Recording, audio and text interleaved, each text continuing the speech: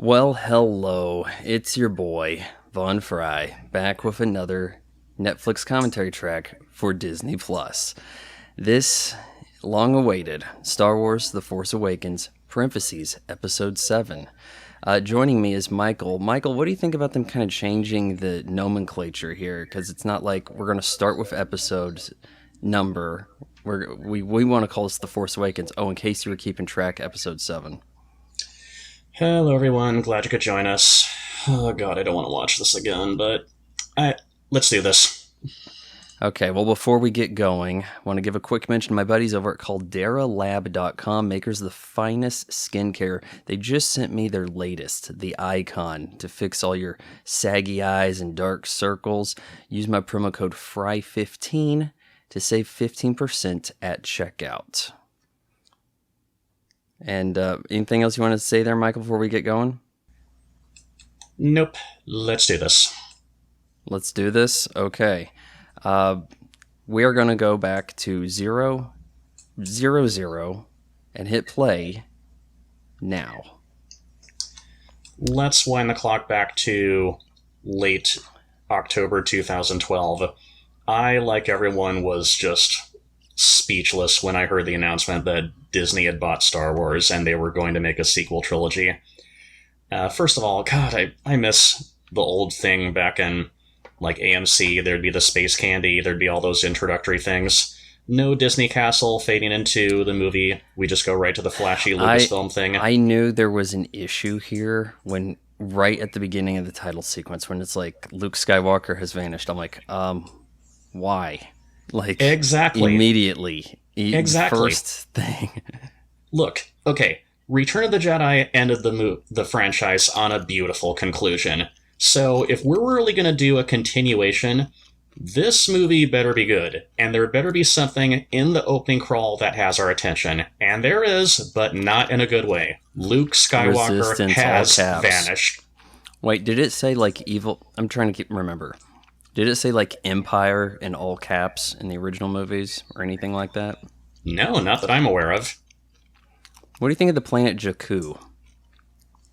What's the point? It may as well be Tatooine. And that's what I'm thinking. It's like, why couldn't this be Tatooine if it's, like, shot in the same location? And we already know Luke is the last Jedi? Like, what? He didn't train any other Jedis? The opening title crawl renders our heroes from the original trilogy as incompetent. Like, how did you let this resistance rise up? You were supposed to have defeated the Empire and all's fine and dandy for at least the duration of your lifetime.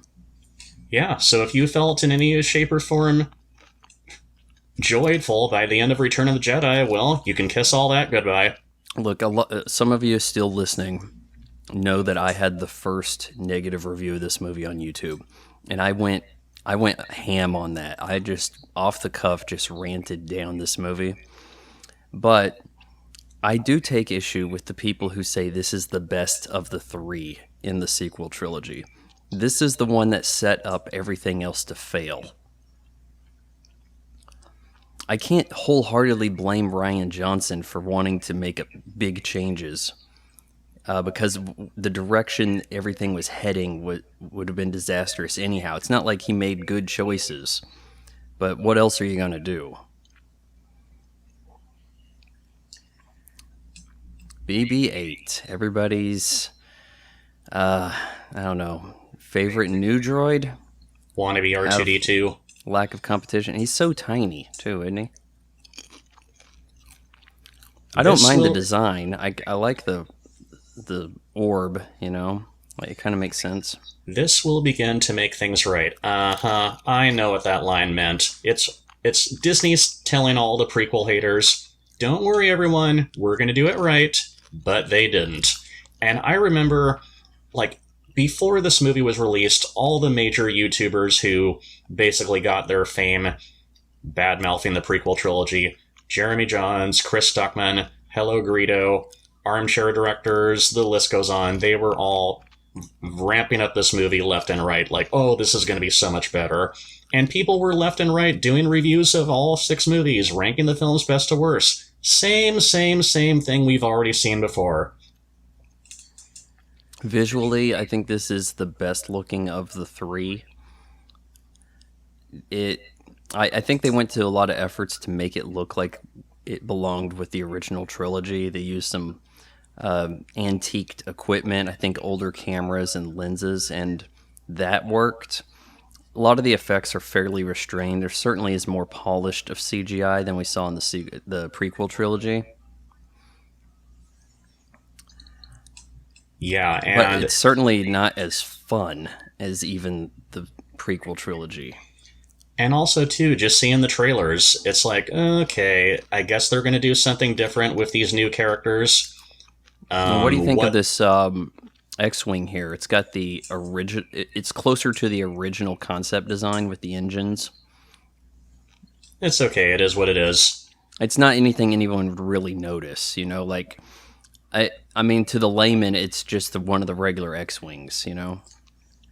But at the same time, seeing the trailers, I had a prediction. Maybe it's just going to be a remake of A New Hope, and I was right. The bones of the plot is a remake of A New Hope. This may as well be Vader and crew boarding Leia's ship right here.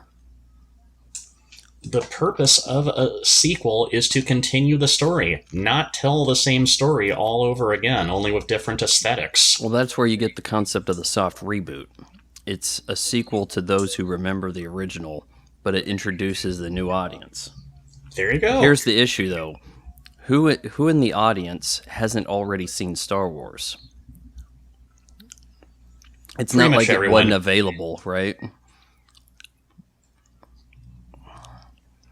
This is the most badass Poe Dameron gets to be in these three movies, isn't it? He's like shooting things. I liked this concept here, that we have a way to identify this stormtrooper who is all up in his feelings with a streak of blood. I don't mind that. What do you think of the stormtrooper redesign here, the helmets? Well, They Disney look being bloated, don't they? Like a little fattened. I see what they were going for with these stormtroopers, and with the First Order thing. They're basically making these stormtroopers like Nazi Germany. They're going around slaughtering people left and right, innocent people. They do what they can to make these stormtroopers more terrifying. Well, did you see the Solo movie? Yes, after a while I finally got around to watching it. I got around to watching that, and I forgot about it and kind of didn't get around to making a video. But people like sign up. There's like recruitment posters for signing up to be a stormtrooper. And that kind of makes them seem less evil. That they're recruiting people instead of, as shown as said in this movie, where it's like child slaves raised to be troops. Max von Sydow, what a waste of such a great actor. One of many throughout this sequel trilogy. Which, if Finn over here has been raised as a child slave to be a stormtrooper or maintenance worker, whichever it was, that means this First Order has been in operation for some time, under the nose of our heroes. And I'm pretty sure Max is taller than Kylo Ren, but it didn't look like it. They made Kylo Ren there look like he's 6'10" or something. And he just kills the guy in cold blood. Doesn't even interrogate him. He should threaten one of the villagers to kill them first or something. The blaster freeze right here is the most impressive use of the Force in these three movies, because it seems like something within the bounds of the Force that we haven't seen before, and therefore it makes this guy seem impressive. Well, remember, in The Empire Strikes Back, we saw Darth Vader basically deflect a blaster I was using his wondering hand. about that. At first, I thought that was the Force doing that, but after seeing The Mandalorian, now I'm thinking he has Beskar gloves, because the Beskar just seems to deflect all the plasma rounds also.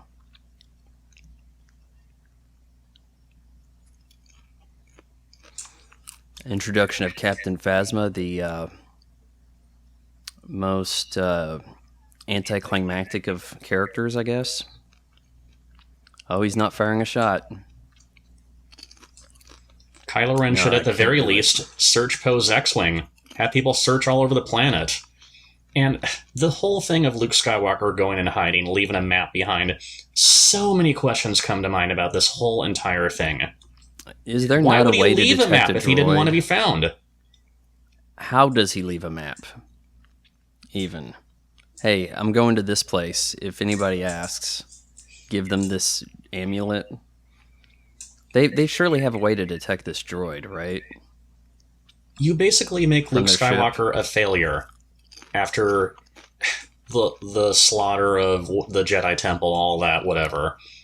The Luke Now Skywalker I knew would have gone straight to everyone, alerted everyone at what happened, not go run off and pout on some faraway island. The Luke Skywalker character is further bastardized in the second episode 8, where I guess we'll get to that too, so shouldn't let out too much.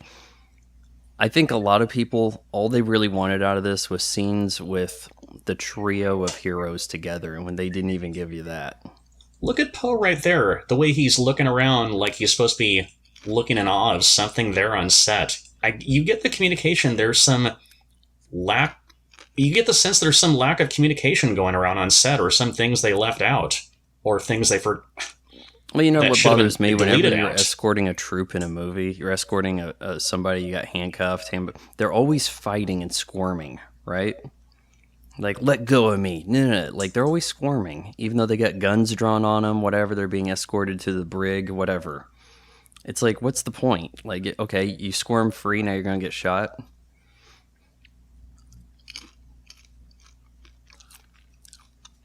I wonder what the real protocol here is with the helmets. Like, absolutely nobody can ever see you without a helmet. And that goes for Mandalorians and Stormtroopers.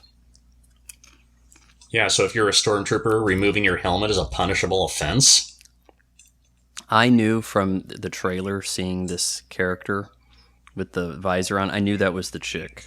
I could tell. Mostly because of the color of the clothing. Because you also saw her in the earth tones thereafter.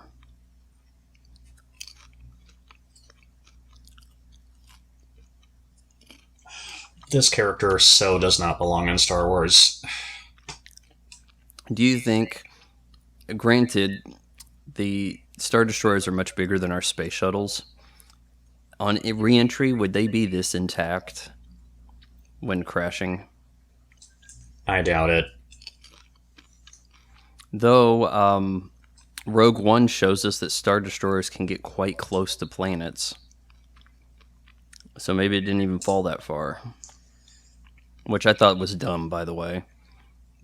Maybe I've been under a rock, but I remember too when everyone was talking about this movie, they were talking about left and right, Daisy Ridley, John Boyega, Oscar Isaac. Like, who are these people? Why are you... I'd seen Oscar Isaac and stuff. I had inadvertently seen John Boyega in 24 Die Another Day or Live Another Day. Didn't even realize he was in it. Daisy Ridley, though, was almost a complete unknown. The only thing she did was she played a corpse in a show where she got autopsied. And that was the first thing she did. And immediately on even just the announcement of this and then other things, they start announcing that they're going to do a new Tomb Raider movie, and kids are like, maybe they can get Daisy Ridley to be Lara Croft. I'm like, you haven't even seen this girl in a movie yet, and you're already hyping her up to be in other projects. Which, by the way, I thought Daisy Ridley was awful. She's talking in this posh English accent the whole time. It seems it's never really even that addressed. She's left off on this desert planet to basically be raised by herself, and she's going to come out talking like this. That too. Disney's casting in these British actresses left and right. She looks at... I thought this was interesting. She sees this old gal doing this, and she thinks, that's me in a few years. If I don't get sunscreen.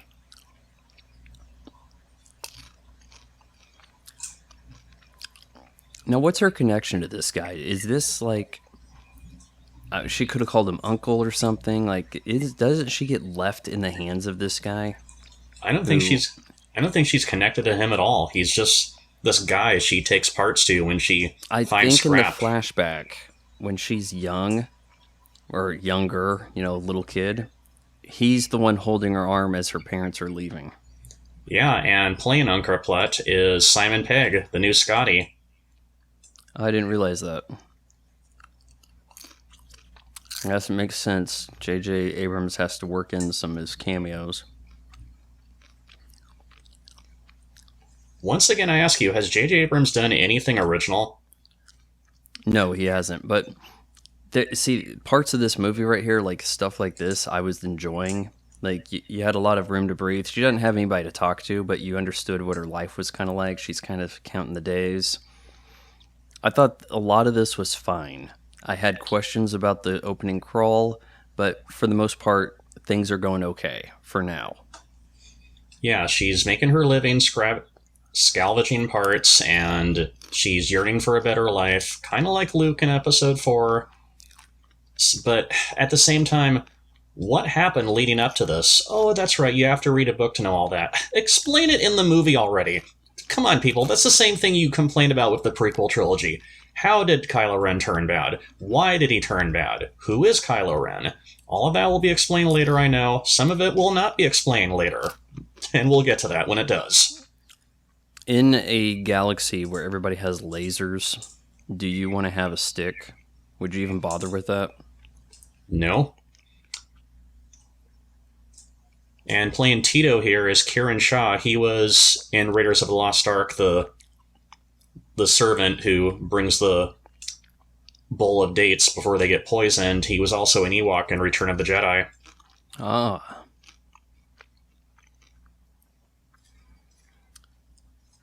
I think of how different this could have been had Tito walked off with BB-8 and I guess never made this racket by her AT-AT to startle her. Instead, we're doing the same thing we saw in Episode 4, where C-3PO star R2-D2. Go that way. Rey's doing the same thing. No, that way.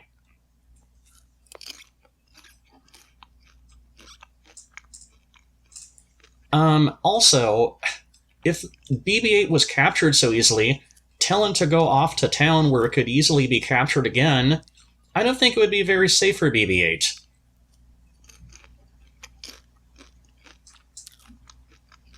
What's her reasoning behind not having this droid follow her? Like, shouldn't she want company? Or, wow, it's a droid. Hey, come to my place. Check it out. Like, there doesn't seem to be a real reasoning behind why she's acting this way. True, but at the same time, she doesn't know where the droid came from. There could be somebody looking for the droid. Like, yeah, but she's a scavenger. Shouldn't she at least want to take this thing apart? Like, that could have been her first angle.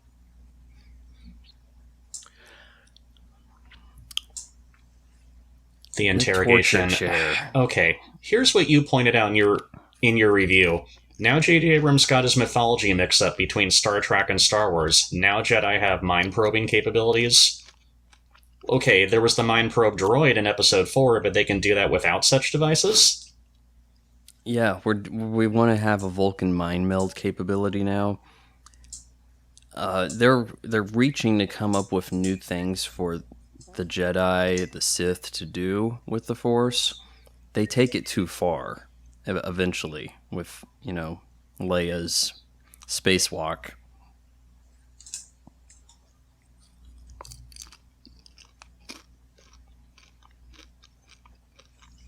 I don't know, Kylo Ren. Maybe this is what you should have done when you captured Poe at the beginning. You should have done it to Lor San Tekka, even. I remember a time when Mass Jedi were a lot smarter.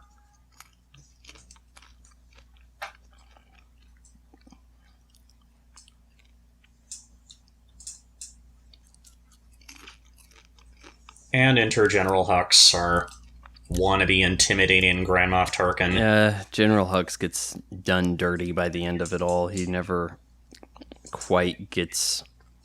He has power, except evidently not really, in a lot of ways.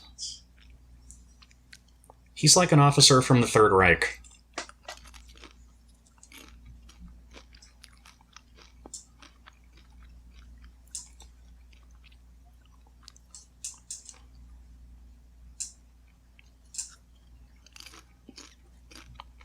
Okay, Rey's noble. She doesn't want to sell BB-8.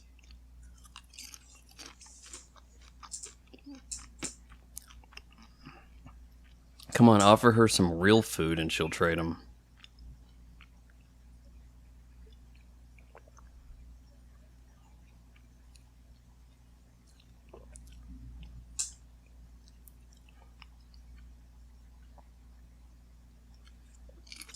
I mean, even George Lucas himself wasn't very positive about these movies. What does the droid do for Rey to say, oh, actually he's not for sale? Because it hasn't done anything useful for her, or told her a joke, or saved her from a attack, anything endearing to make her change her opinion. She just does.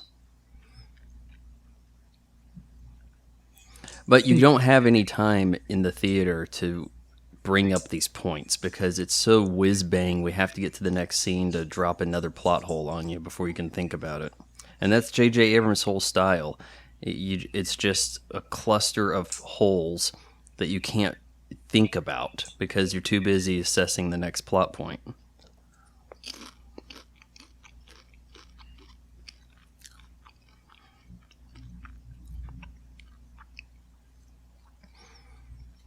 I need a pilot, and you're the only pilot I know about around here, so pilot.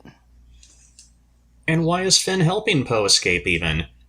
I mean, that stormtrooper who died in his arm and painted the red streak of blood on his helmet, wasn't that stormtrooper like his friend or something? He should hold an even bigger grudge at Poe for that.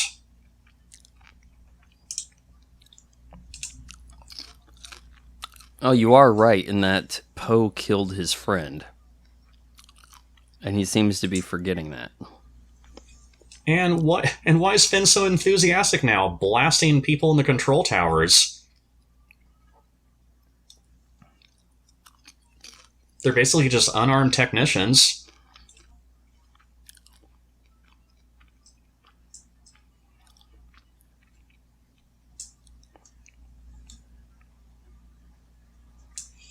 Okay, so we're redoing the TIE Fighter attack, TIE Fighter escape. There is no shortage of stormtroopers getting pulled backwards by wires during explosions in this movie.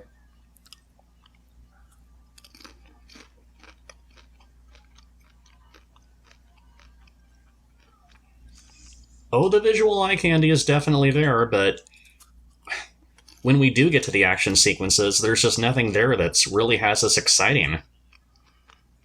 Nothing there that has us excited to watch this. It's the same story. It's A New Hope all over again. TIE Fighter's a little bit different.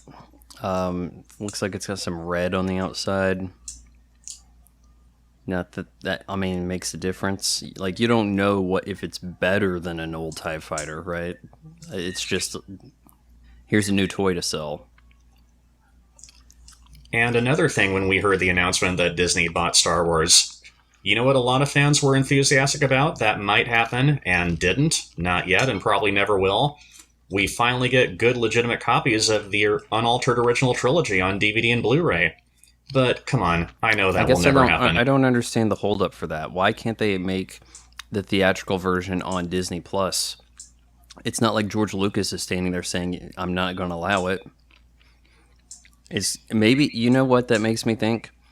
Maybe Kathleen Kennedy, it was her idea to not make that stuff allowed in the first place. Or there's this speculation George Lucas had that in the contract that they can't do it.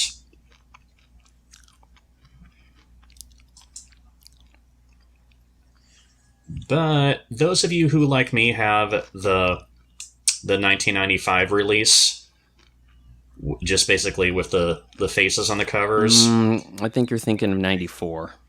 Yeah, it was like the last official release. It said something in the beginning during the trailer. This is your last chance to own the original unaltered version of the original trilogy.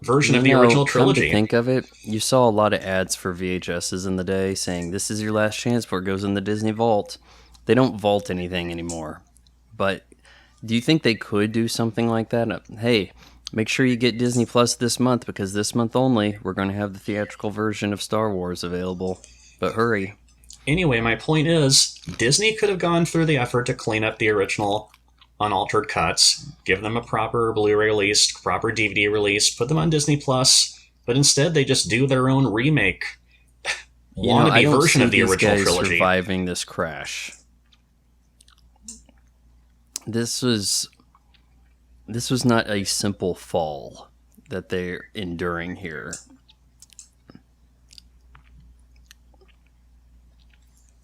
And what happened to Poe? So many questions. Yeah. So we get the sense that he parachuted out.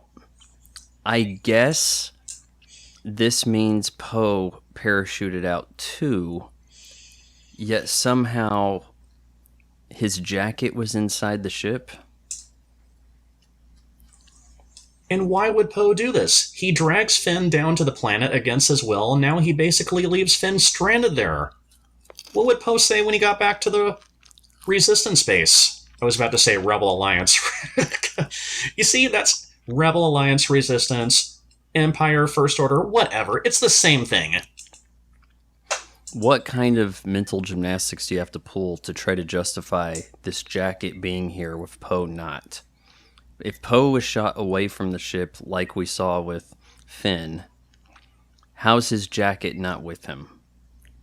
He couldn't possibly have taken it off mid-ejection.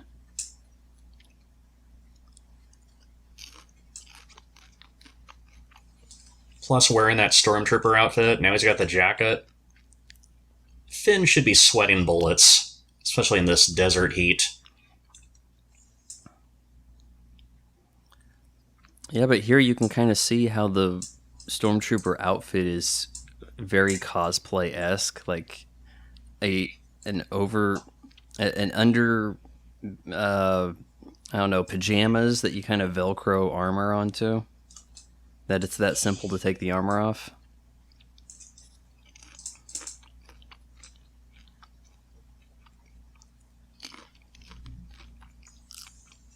The walk through the desert alone, we're doing visual homages to the original films. He's looking along and sees the town in the faraway distance, kind of like Obi-Wan and Luke. Mos Eisley Spaceport. You will never find a more wretched hive of scum and villainy.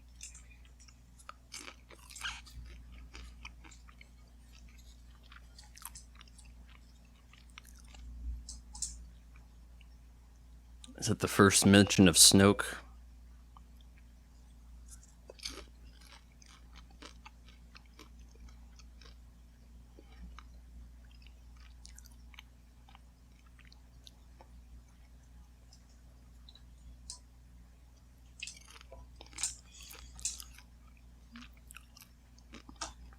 Hux has some capability to push back against Ren in a almost Grand Moff Tarkin way.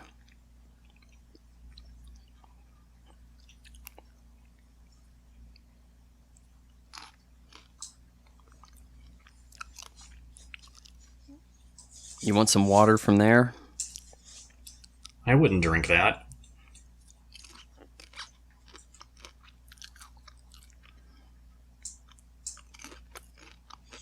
Oh yeah, look at that giant mutant pig, because there's got to be some raunchy humor in there every now and then. Trademark Star Wars.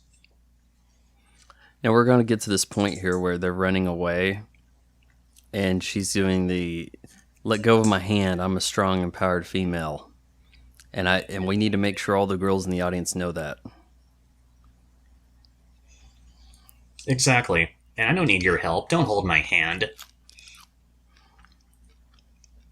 And she sees Finn and attacks him, knocks him out, accuses him of stealing the droid. Like, how hypocritical, Rey. Going from someone who makes her living scavenging parts for a living, selling stuff for scrap, kind of like what you're doing. And this jacket, this droid says you stole it. Whoa! How did you know that, little lady? Did you go to droid school? That's what Rey is, utterly infallible. This character has no flaws. And if you brought that up when this movie came out, they'd be like, well, give her some time. It's just the beginning of the trilogy. It's like, no, this will not be addressed. She will be entirely flawless and do amazing shit the whole time. And I don't like this kind of bulletproofing of against criticism to be like, oh well, the story's not finished yet. You can't really judge it too harsh. You don't know what's going to happen to these characters next. Let me evaluate this movie I just saw and say that there's problems with it.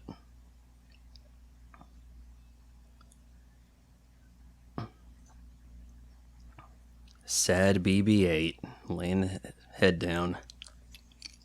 And again, there's some lack of communication. Or just look at their facial expressions alone when Finn gets up and he just lies to Rey that he's with the Resistance. It looks like Rey can barely hold back laughing. But then Daisy Ridley remembers, oh yes, I'm supposed to be acting. I'm just going to start wiggling my eyebrows. She does look like she's trying to hold back laughter right there. Definitely. She does a lot of acting with her face. There's a lot of like, make sure everybody can see all your teeth type thing going. Yeah. Her performance is not anything but subtle. I think that John Boyega is pretty good here, though. He's kind of Eddie Murphying some of this. You know, he's kind of trying to come up with the lies. Yeah, I'm with the Resistance. Yeah, that's right. But then they give him these lines that sound like they're from our universe and not a galaxy far, far away. Yeah, that's right. You know, what's he say? He may as well say you're all that in a bag of chips. Like, it comes that close to being our lingo.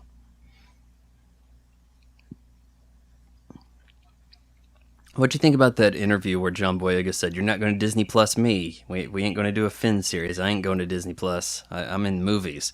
Now it seems like he's changed his tune. Like, hey, opportunities have dried up. Like, how about that Disney Plus series, huh? You guys like that idea?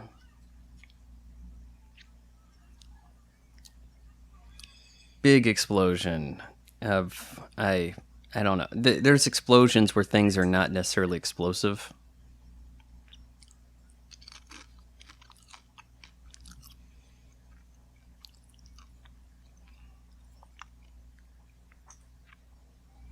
I thought it's kind of cute how they end up in the Millennium Falcon. Oh no, that one's garbage. Kaboom. Okay, we'll take the garbage one. Well, it's basically like Luke said in Episode 4. What a piece of junk!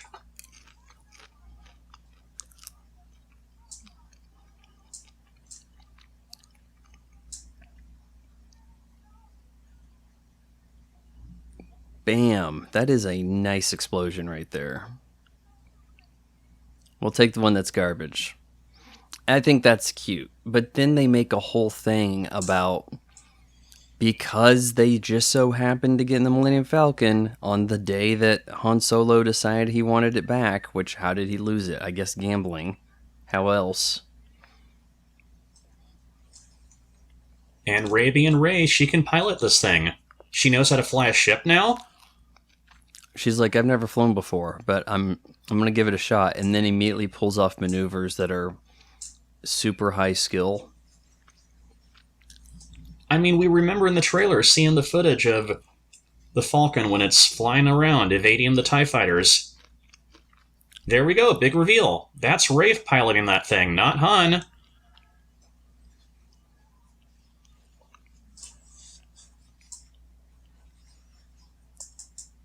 Well, not an amazing takeoff right here, so I guess that's her character flaw.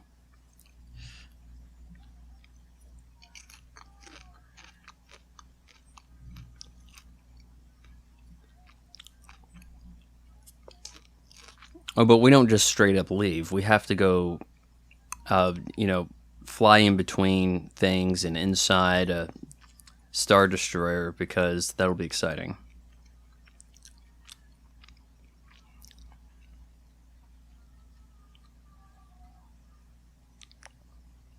After that maneuver, her flying here, there has to be some kind of, I don't know, gravity consideration inside the ship, just so because BB-8 would just be totally trashed, right? It being like a rock tumbler.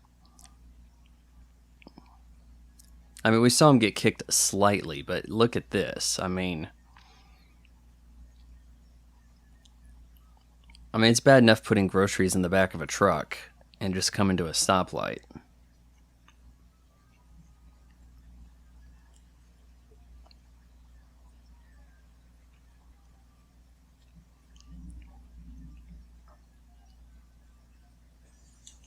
This is basically the pod race in the air. It is. Yeah, I was thinking that yesterday.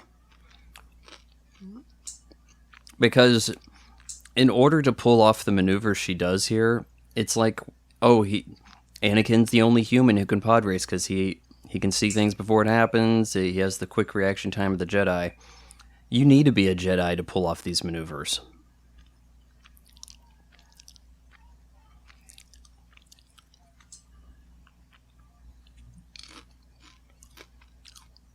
That scavenger was nearly destroyed.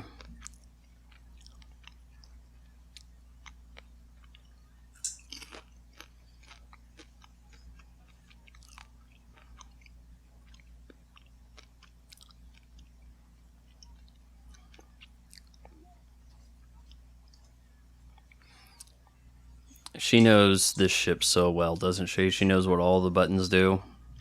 Everything. And how she's able to rock the ship back and forth to evade laser blasts. I hate that crash zoom. The crash zoom, I think you first started seeing that in sci-fi in the Battlestar Galactica TV series remake.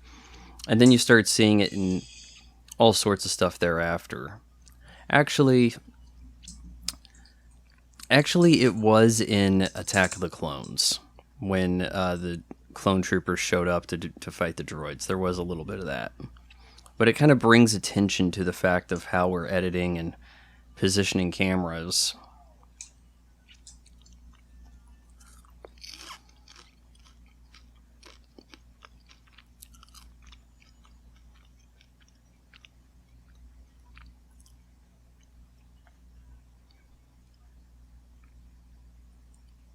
It took BB-8 a few minutes of getting slushed around before it realized it needs to adhere to the walls like Spider-Man.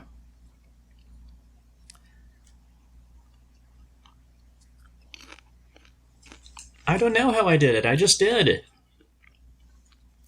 Because I'm Rey.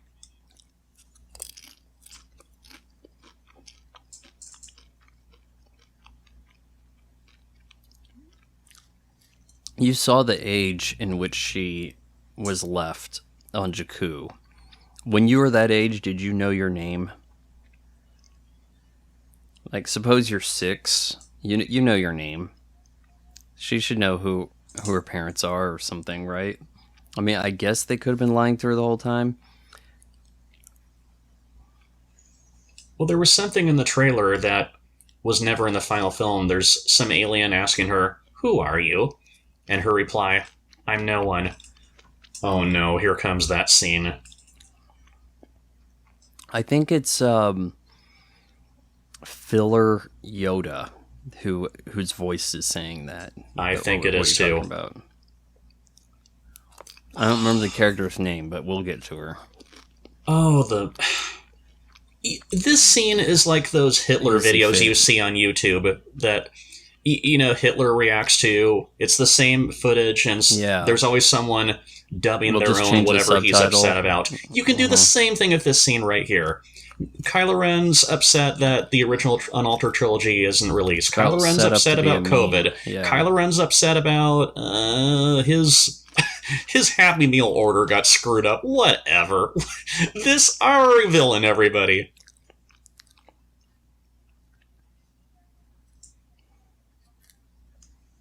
And why is it even a thing that he's asking the officer, "What girl?" What is the officer supposed to say? A girl? Who was there? Running? I mean, the fact that he even has that intel with everybody there getting killed is kind of surprising. Because who told him?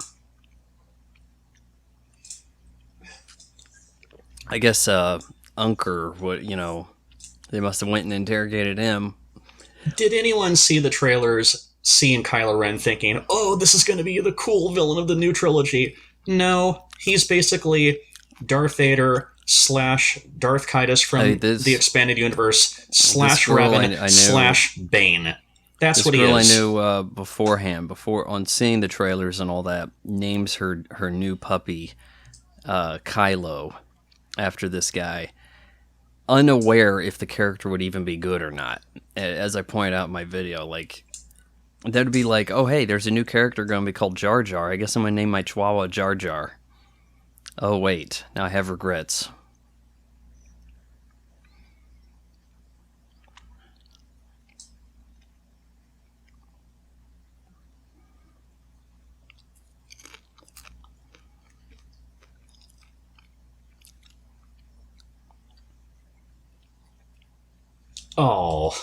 Oh yeah, how insensitive, Finn. Touching Rey's head like she's a stool. Yeah, see, that's Kathleen Kennedy. See, all men are meanies. He had no concern for her.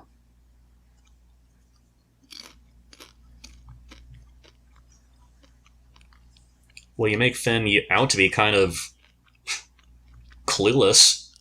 Doesn't even know what tape is. Dice. Or is that dice hanging in the cockpit at present? If it's in there at all, it's like if I just blink, I'll miss it. But Rey's pointing out, okay, no, that one. No, no, no. Here's your trailer shot here for Han Solo.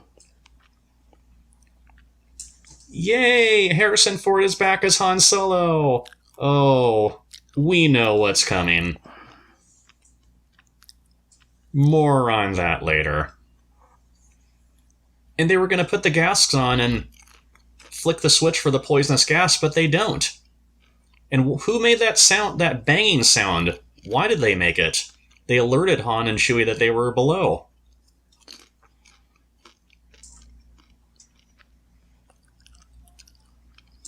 Yeah, I didn't pick up on that. But I will admit, it's always a joy seeing Harrison Ford back as Han Solo. One last time. I love that line. You understand that thing, and that thing understands you too, so watch it.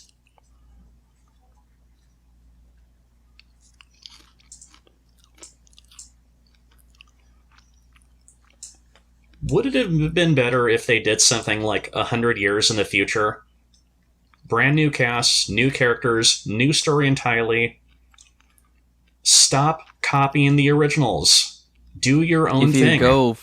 If you go far enough into the future with the continuation, you leave more mystery of what could happen.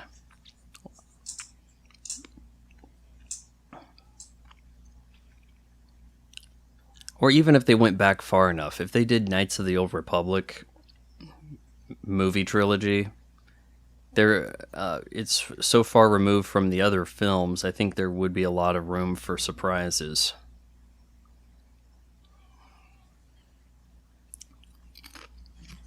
They could have done Yuzhong Vong. They could have done... How much of Chewie here is, original Chewie actor? Because I think he's in this, but he may not be in the second movie. I think he passed away. It's Peter Mayhew in The Force Awakens, but it's Juna Suotamo in The Last Jedi and The Rise of Skywalker. And the second guy is considerably shorter, though it doesn't make too much of a difference in the films. And R2-D2, same thing. This is Kenny Baker one last time. And then it's Jimmy V in The Last Jedi and The Rise of Skywalker. I thought maybe after Kenny Baker, it would just be robotics. Is there that much of a necessity to put somebody in the bucket?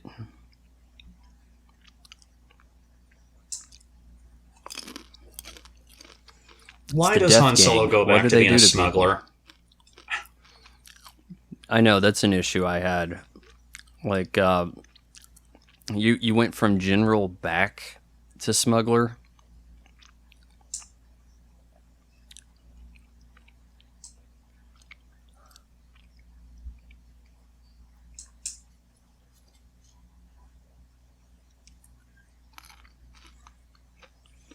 Han Solo is basically Obi-Wan in this movie. Old mentor character who tells them about the Force and, well, we know it's coming later. And dies, yeah. He is.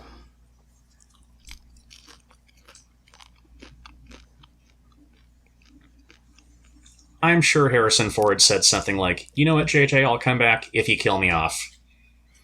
Because, of course, he wanted to die in the original trilogy. He gets a lot of spotlight on him here. With Luke Skywalker out of the way, it's the Han Solo show for a good portion of the movie. And he gets top billing. In the original trilogy, Luke Skywalker was first, Han Solo was second. Now it's the other way around. I don't think there really was top billing, because these movies didn't have credits at the start. He had an opening title sequence, but it didn't say starring, directed by. All that comes at the end.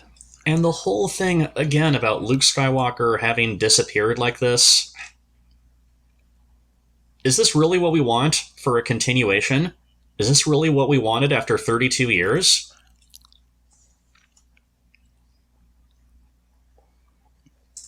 Again, this is why I like the Thrawn trilogy so much better. It's more respectful to the source material.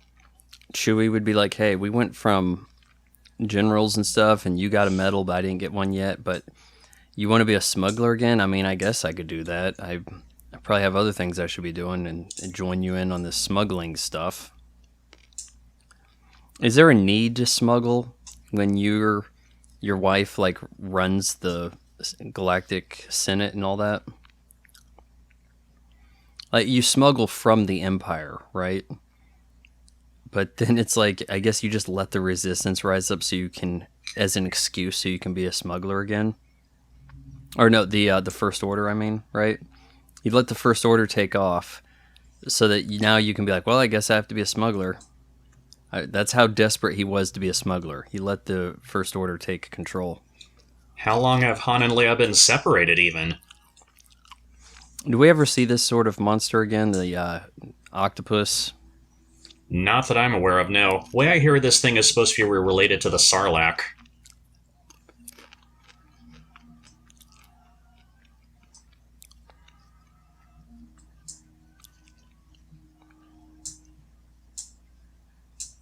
I can't remember if it's in this or Attack of the Clones. You hear like a growling sound effect, either for the Raftars or the Geonosians, which, little trivia, is the same growling effect for the trolls in Willow. Didn't realize. And the whole They do have a Willow series coming, I'm assuming soon. Right there where the Raftars kind of rolling towards them on camera. It's kind of like the giant boulder in Raiders. A little, yeah.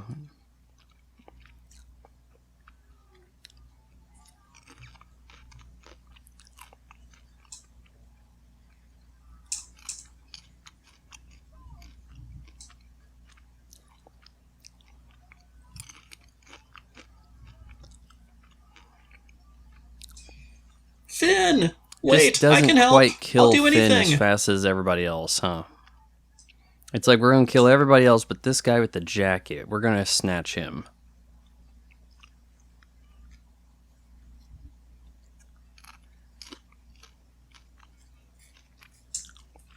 Or this was the only incident where Rey messes up. She opens a wrong door, which lets one of the Raftars loose or something, but even in the midst of her only mistake, she knows what to do. Presses a button that chops off one of its tentacles. Just in time. Makes you wonder if there's no safety precautions behind those doors. Like, someone could be walking through when the button gets pushed and snap.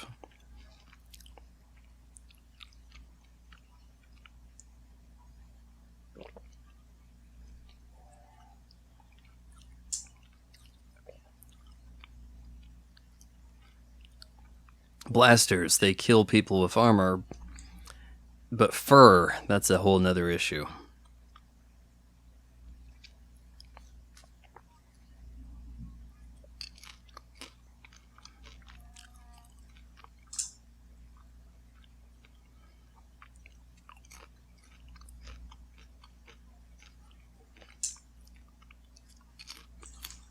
Relax, I'm Rey, I can pilot anything. You know, I guess Harrison Ford's movie just before this would have been Expendables 3. And he had largely the same haircut as he does here. But in The Rise of Skywalker, he's grown his hair out a great deal compared to where he's seen here.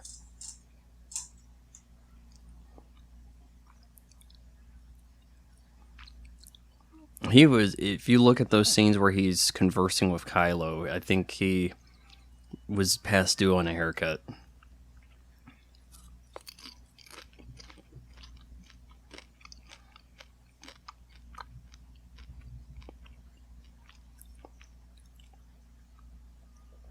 Ion engines roaring. Here we go. Our wannabe Emperor Starkiller Palpatine, base. Snoke. What if he really was that tall, as seen in that hologram?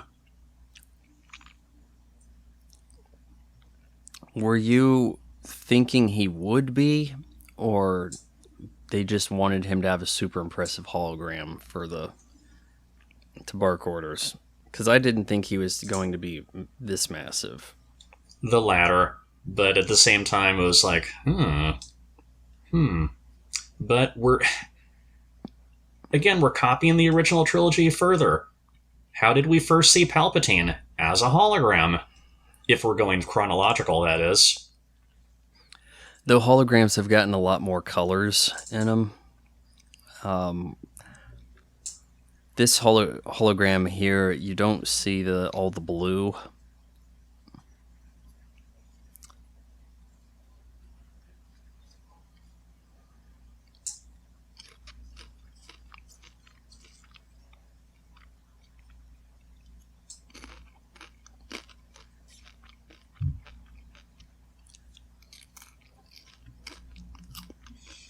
I did get a laugh of how it should have ended, where they parody this, how it should have ended, and they basically, in Snoke's place, had a giant golem. Yes, because Andy Serkis played both characters. Well, he also says here, it's in the hands of your father, Han Solo. Like, oh, good. I forgot who my dad was. I'm glad you told me. You know, talking for the audience there. Now we're looking more like a hologram, but only for a second. The holograms had always had that screen door type effect about them, and now it's a few years later. They've worked on their hologram tech.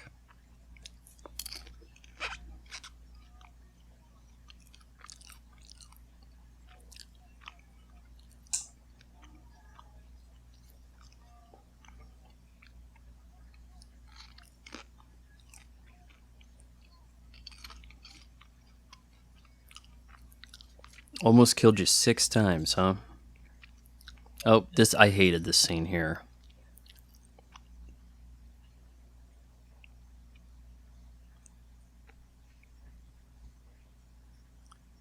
I bypassed the compressor. It's like her knowing the Millennium Falcon better than Han Solo, when this, by all accounts, is the first time she set foot in it. And just very look at irritating. When Han gets up and leaves the cockpit, she has this bewildered look on her face, like, why?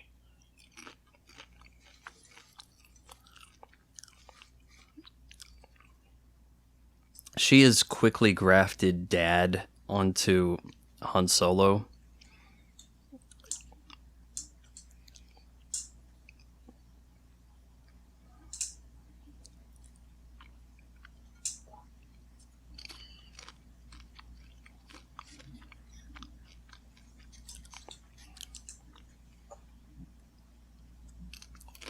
He's training a new generation of Jedi.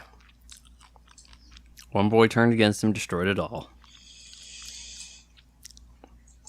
And you know what bothers me about that is when they show the scene and people are like, yeah, but Luke decided not to kill him in his sleep. Didn't you notice he stopped? I'm like, he shouldn't have started in the first place. This is not Luke Skywalker behavior.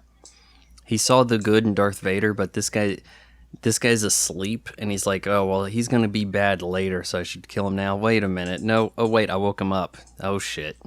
Should have followed through with my swing.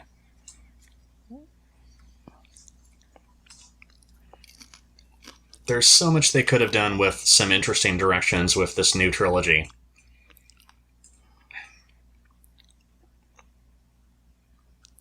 kind of sort of does, but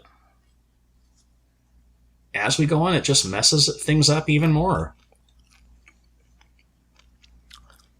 The problems with this movie snowball. Like, it gets to be out of control. I think Harrison Ford's 5 o'clock shadow is changing between shots also.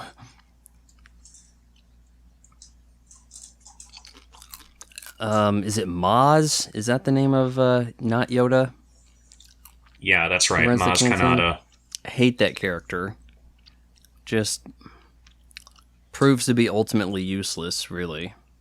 Just an exposition dump.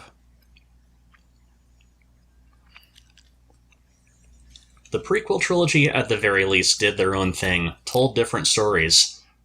We had different planets even. Look what we got here. A desert planet. Already seen that. A forest planet. Already seen that. A snow planet. Already seen that. So we have the title The Force Awakens. When does the Force awaken in Rey? Because if it's when she touched the lightsaber, which now you're telling me the lightsaber imparts force, she's already doing force-type stuff beforehand, and or is that just a side effect of her just being amazing beyond the force? And lightsabers are, I don't know, possessed with the spirits of those who had them? Let's not I get don't ahead think of that's ourselves. his original gun. Wasn't his gun black? His blast? Yeah, there it is on his side piece there.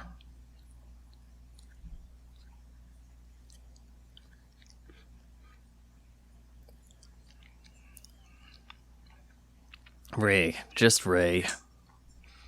She's looking at him weird. I don't know if she's checking him out or what. It's kind of an odd look. Wow, you're offering me a job?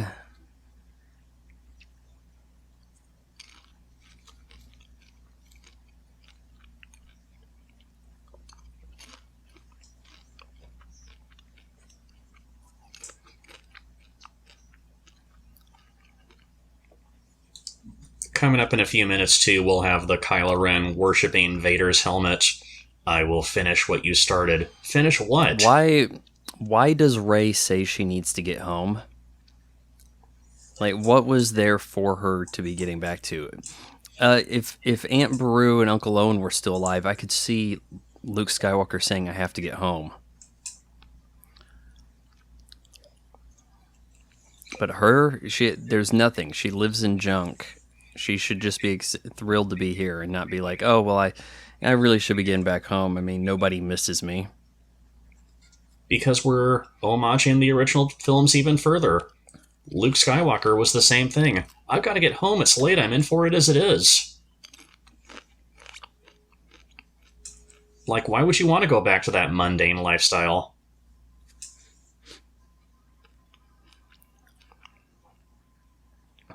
We need a cantina scene. What do you got for us?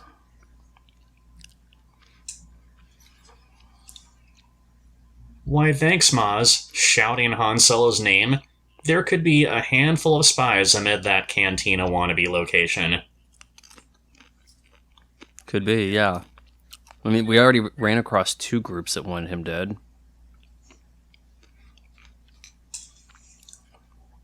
And the way Han was kind of sort of warning Rey and Finn, don't look at any of it.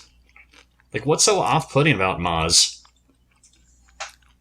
Of the CG characters, I think Maz is probably the least believable. It looks like the effect of trying to get the glasses to make her eyes look bigger, it doesn't quite look believable.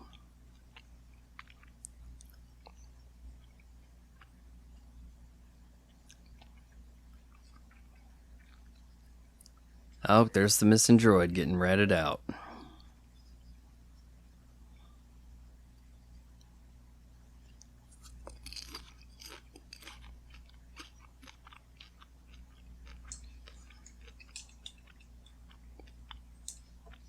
That character is basically like the snitch Gurinden who was following them in the alleys as they were Yep. going to the Falcon.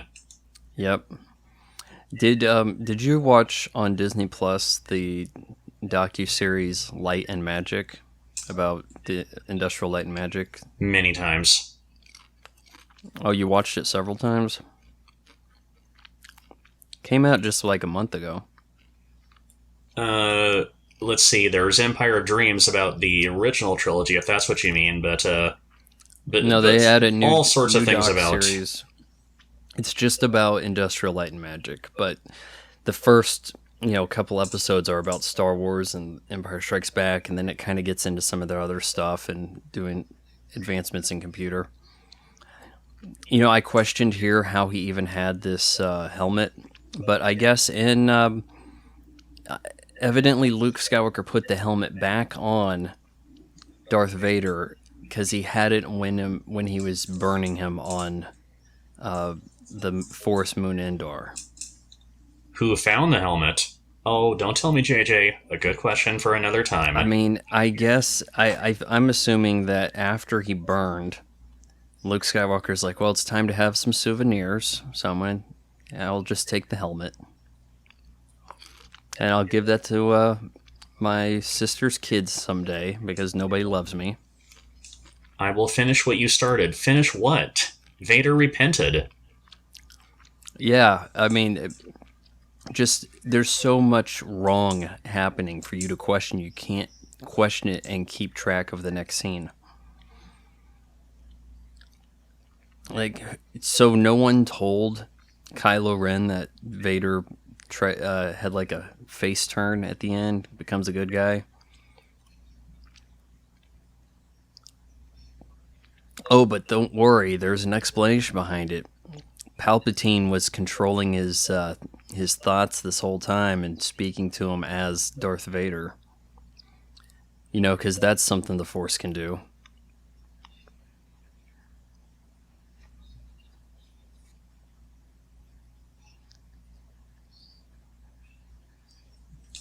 They're trying too hard to be funny, too. Especially when Maz was asking, referring to Chewbacca, how's my boyfriend? Yeah, Finn gets to be such a comedic character after his first scene. Hey, Star Wars, I don't know if you've noticed this, but humor and basically an overall better story, Marvel is doing it better than you.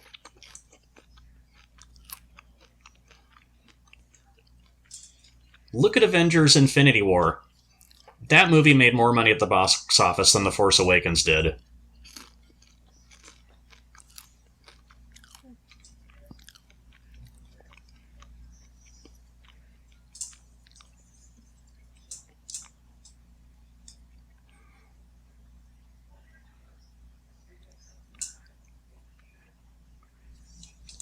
Make up your mind, Finn. He continually lies back and forth. I'll let you keep the blaster.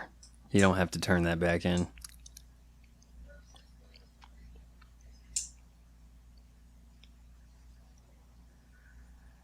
Oh, Miss Know-It-All doesn't know who the girl is? Come on now.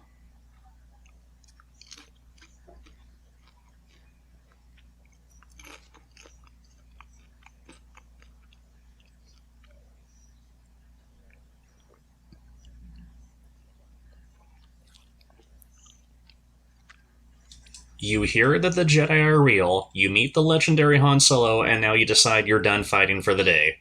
Come on. I'm kind of looking at his haircut. Doesn't he have a different hairstyle in each film? But there's not a lot of downtime for that to occur. How much time do you think transpires between The Force Awakens and The Last Jedi? Because it even starts with the way this movie ends. So you would think hardly any time at all has passed.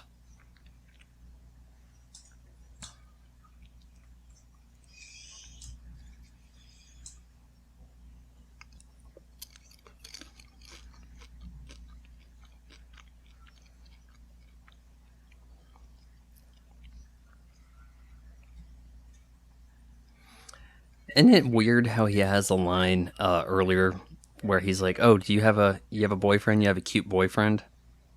And it's like, why would you call her prospective imaginary boyfriend here cute? And there's something weird about that.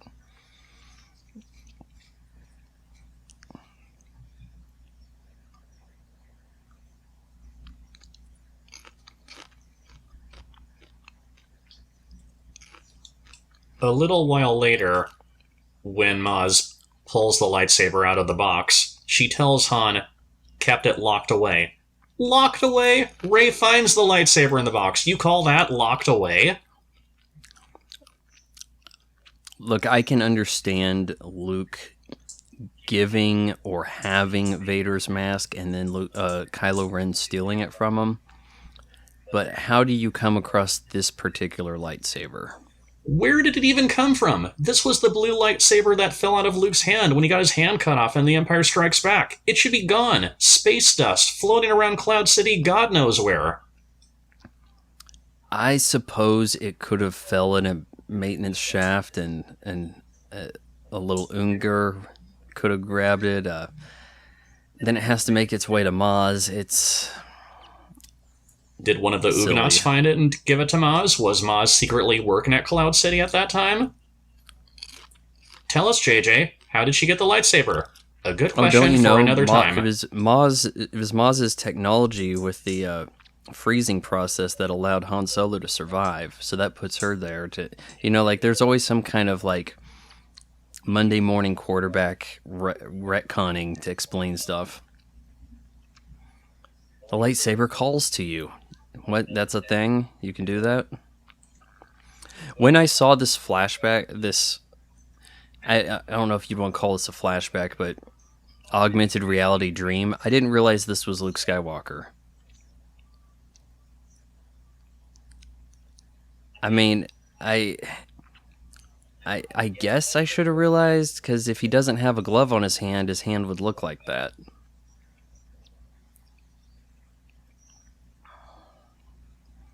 Are these the Knights of Ren? Here we are. See, look. She's being left with this guy. That's his hand. That's not a human hand. But they don't have a relationship. It's not like she calls him uncle or anything. Hell, she should have called him uncle, just so that we could have another uncle to get killed off, to be more like the original movie. Come on, JJ. How could you pass up that opportunity?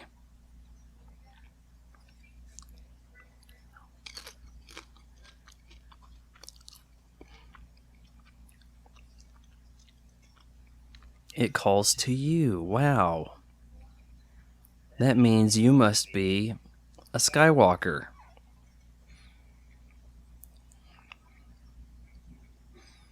This is pretty important. I gotta take my glasses up.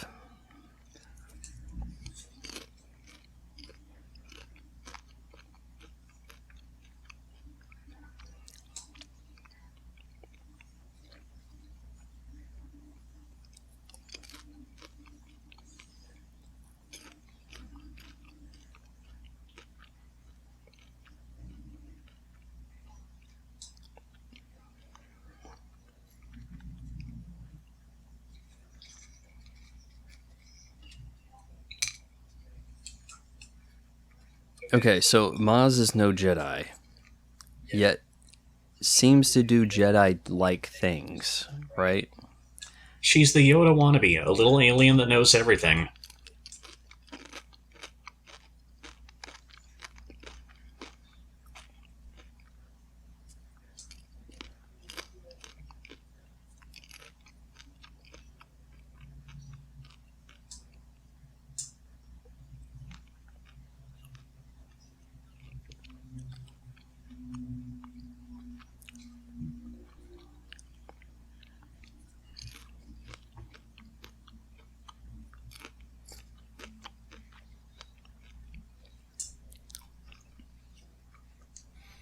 They must have had pretty decent bra technology on Jakku. Like, they definitely had Adidas sports bras on that planet. The end of the Republic. Here we go for our big speech. This is the Pinnacle Hux right here. From this point forward, he will be mostly used as comedic purposes.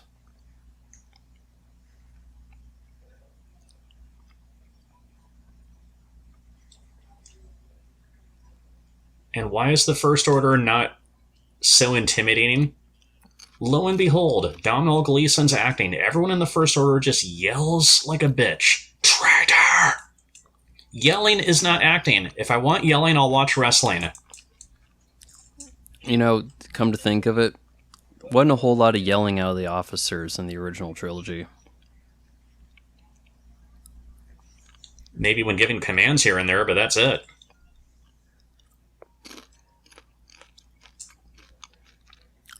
All right, test this bad boy out. Yeah, we're doing Death Star 2.0. There you go, Lucas haters, or people bash on Return of the Jedi, telling me that wouldn't movie it be amazing was... if, as unproven as this is, you don't want to be on the planet where you have the weapon because maybe it just blows up the planet you're on? Trademark J.J. Abrams lens flares. There you go. As I was saying, people get upset about the Death Star being rehashed in Return of the Jedi. I've heard a couple people comment Return of the Jedi was a remake of A New Hope for that reason. No, it's not. This movie is a remake of A New Hope. Bit for bit.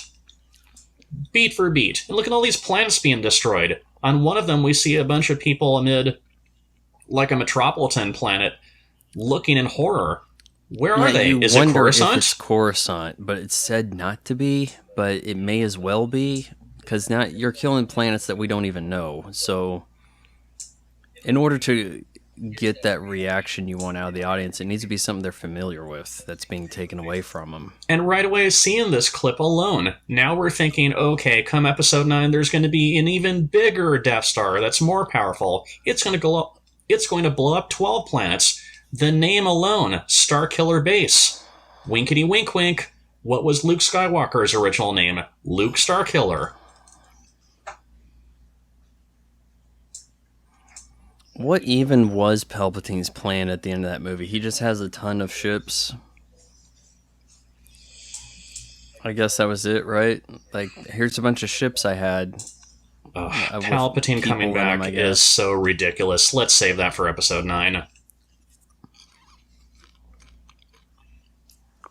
That's going to be a hard thing for us going into this. Like, what point should we make here, now, and what should we save for the next 2 movies? I'm trying to keep it about this film, but the film puts forth a path of failure for all that comes across it. You can disregard episodes 1 through 6 entirely and just watch 7, 8, and 9. You get the same story.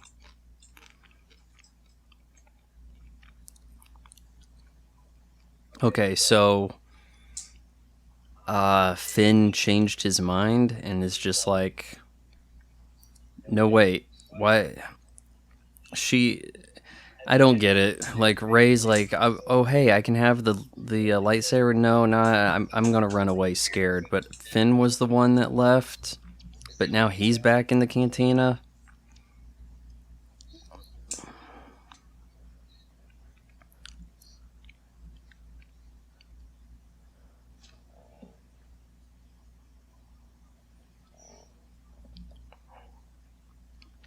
FN 417. That could be a Finn.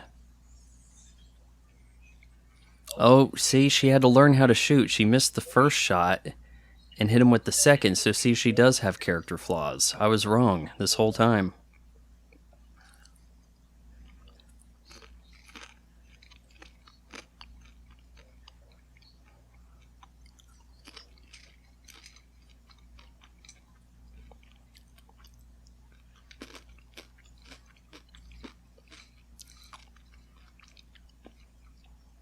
Okay, given the capabilities of Starkiller Base, is there really a priority on finding BB-8 to stop the Resistance from finding Luke Skywalker? Because it's kind of like, what difference does it make? We have Starkiller Base, we're in power. He can't stop us. That should be the attitude. Besides, Luke Skywalker ran away. he doesn't really want to be found. He doesn't. It kind of makes sense to me that he doesn't want to be in the fight anymore in the second film. He voluntarily ran off. It makes sense that he would be like, no, you guys do with this without me. Let me drink my blue milk. And right here, this is the first time in years Han Solo uses Chewie's crossbow. I know, right? You've never used it before? Come on. This scene bothers me also. You never see anything stop a lightsaber in one of the movies until this. It seems like the lightsaber could cut through anything, and then all of a sudden, there's an unnamed stormtrooper who has a fight with Finn, and it should have been Captain Phasma fighting him. They needed great missed opportunity right here.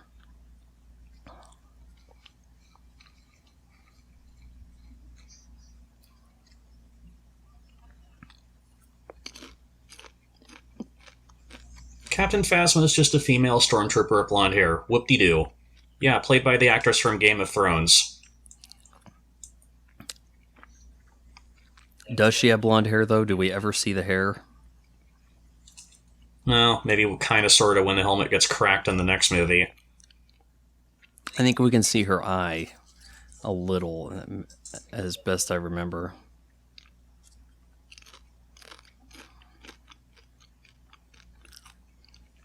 Just the destruction of Maz's place. Kylo Ren should be shouting, "Stop shooting the building!" For all he knows, the piece of the map or something he's looking for could have been destroyed amid the rubble.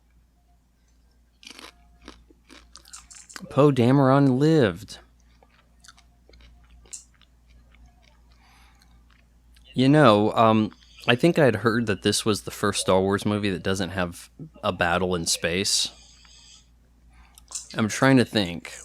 Was there a space battle in Attack of the Clones? I don't recall there being one. The asteroid field scene, but that's it. Oh, yeah. Well, I guess that probably suffices.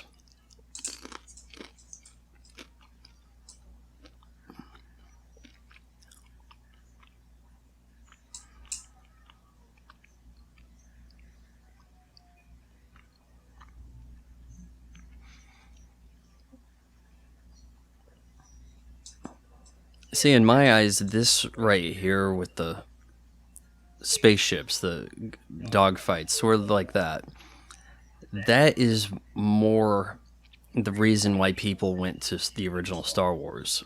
And over time, that concept has been perverted into everything has to be about the Force. And I think there is a similarity in the Matrix. The first Matrix had a lot of gunplay. And then after that, it had a lot of gunplay. It had some kung fu. But after the first Matrix, it is all kung fu all the time. Star Wars did a similar thing. Like, people came for the Star Wars, but then you just want to give them Force lightsaber battles.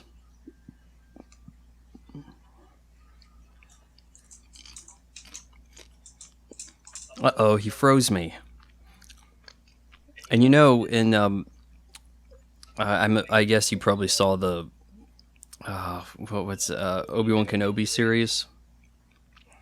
How the Force pause kind of works in whoever does it first stops the other one from doing it. Yeah, I remember towards the end there was the big climactic battle between Obi-Wan and Vader where he cracks Vader's helmet.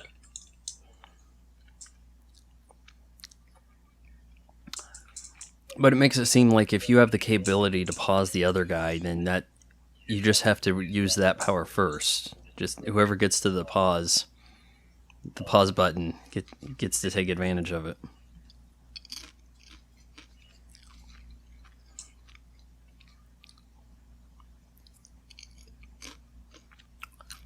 We have what we need. Her, huh?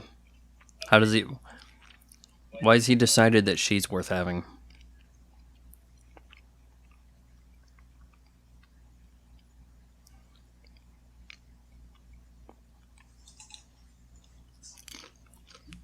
You looking forward to the new Indiana Jones? We'll see. I expect it to have better visual effects than the previous film, which I think was quite disheartening.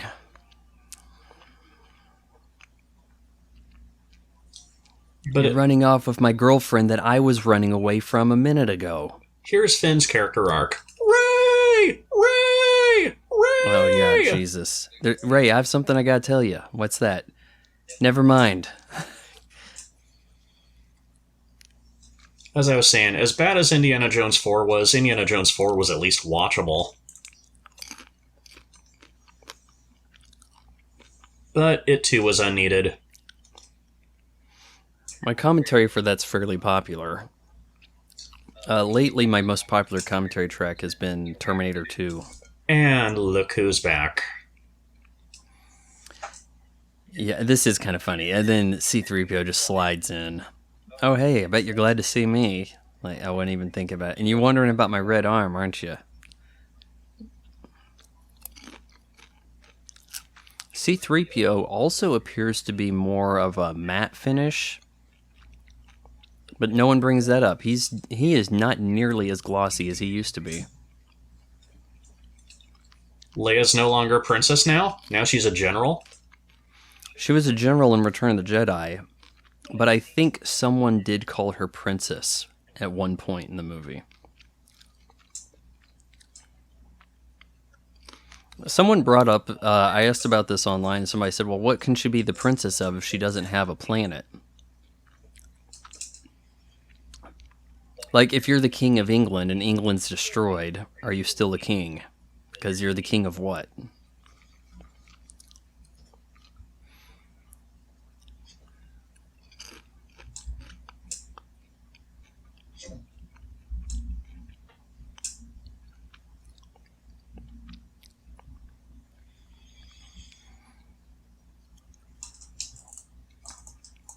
All right, our bros are meeting back up. Here's another question. Why do Han and Leia name their son Ben? Like after Ben Kenobi. Han Solo really didn't even like Ben. Well, they were probably hoping there'd be more kids to name them after people they liked more. Well, here's how it is in the expanded universe. Luke marries Mara Jade Skywalker. They have a son named Ben Skywalker. That makes more sense. That makes more sense that Luke would have a son named Ben, who we would name, in effect, after Obi-Wan. However, given the circumstances of Obi-Wan Kenobi and Princess Leia hanging out when she was a little girl, she may have insisted on the Ben name. It's almost like that series justifies Kylo Ren's name, is kind of how it comes about. And in the expanded universe, or Legends, call it what you will, Han and Leia do marry. They have 3 children, Jaina, Jason, and Anakin. Jason Solo is later converted to the dark side and becomes Sith Lord Darth Caedus, which is basically what Kylo Ren is kind of sort of a knockoff of. Except that now the girl behind Carrie Fisher here, that's her daughter, right? Yes, Billie Lourd. We'll see her in the other 2 films as well, with kind of sort of a bigger role. But Darth Caedus is a much better character than Kylo Ren will ever be. And they do Chewbacca just as much injustice. He's reduced to being a background character, impressing this medic. And then he's later hanging out with the Porgs in the next movie. He's an extremely secondary character.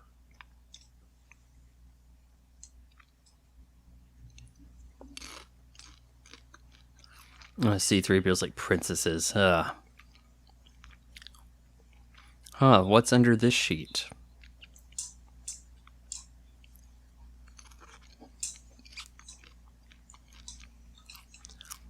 In Star Wars, do you think droids are like iPhones? Like, you need to get a new one every 3 years. It's going to be out of date and useless.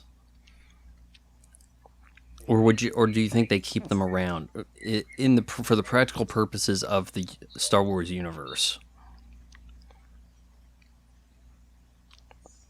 Seriously, take a look at C-3PO here. Look at his finish. It is much more of a matte finish than polished.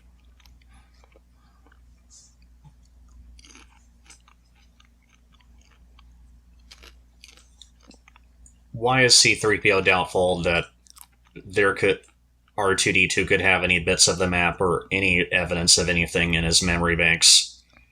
Leia should be searching bit for bit of any possible clues as to where Luke could have gone. She knows R2 is capable of storing information into his database. That's what she did at the beginning of New Hope.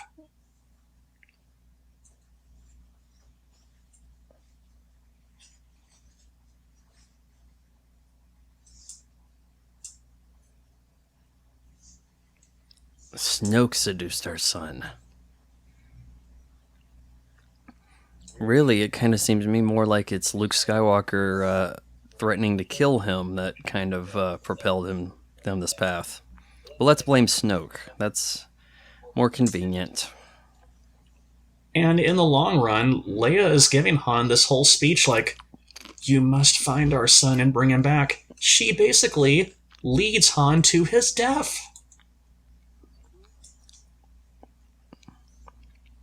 I was just supposed to be smuggling today, man. Ugh.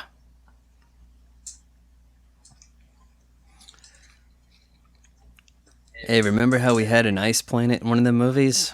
We need an ice planet.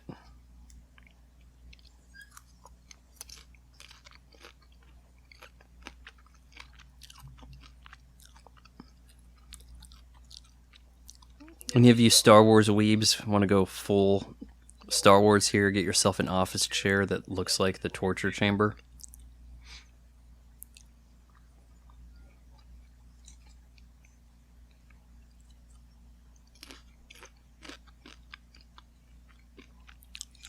He took his mask off and I laughed. I thought, Same here. That was such a bad decision. He doesn't look threatening at all. Like, save it for the third movie when you're going to take his mask off. Not here. Look, Vader needs the mask. This guy's just using it optionally.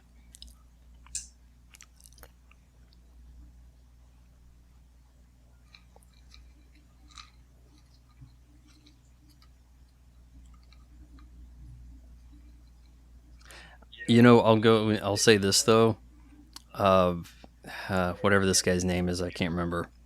He does give the best performance, and Kylo Ren is ultimately the strongest character of the new characters in this trilogy.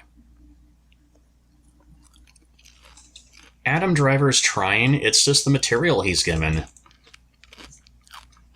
Yeah, he's certainly delivering the most he can for which he's provided.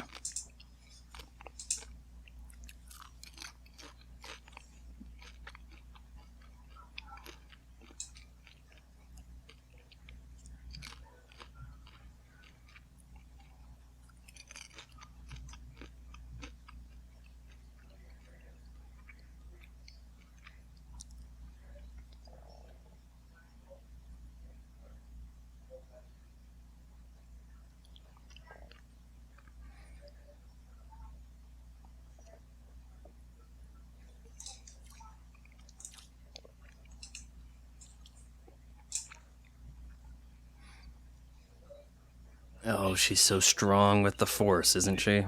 This thing she just heard about. Which really undoes the original trilogy even further. Why would Luke need to learn anything from Yoda if Rey can learn the Force just like that? She can just hear that the Force exists and suddenly she's so powerful in the Force. She was told that the Jedi mind trick is a thing, so then she's like, oh, I'll try it. Nailed it, you know.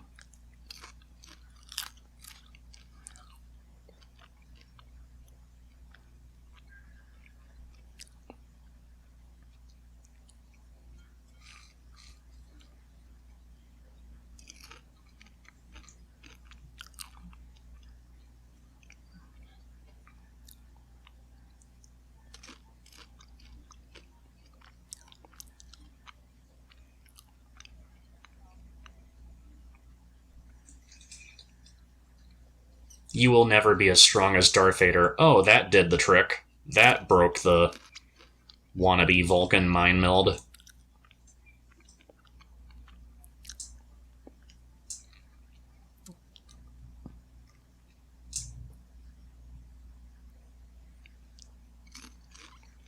Hux is there ready to blame Kylo.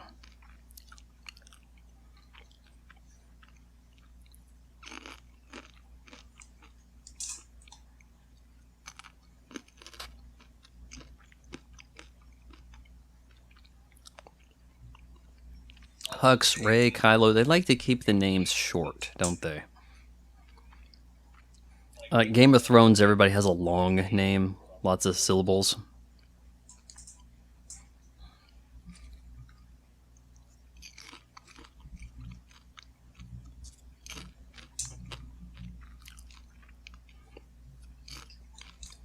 Here's the Daniel Craig Stormtrooper. I did not pick up on this being Daniel Craig when I saw it in theaters. But then again, he gives such an impassionate, hardly appearance in most things he's in.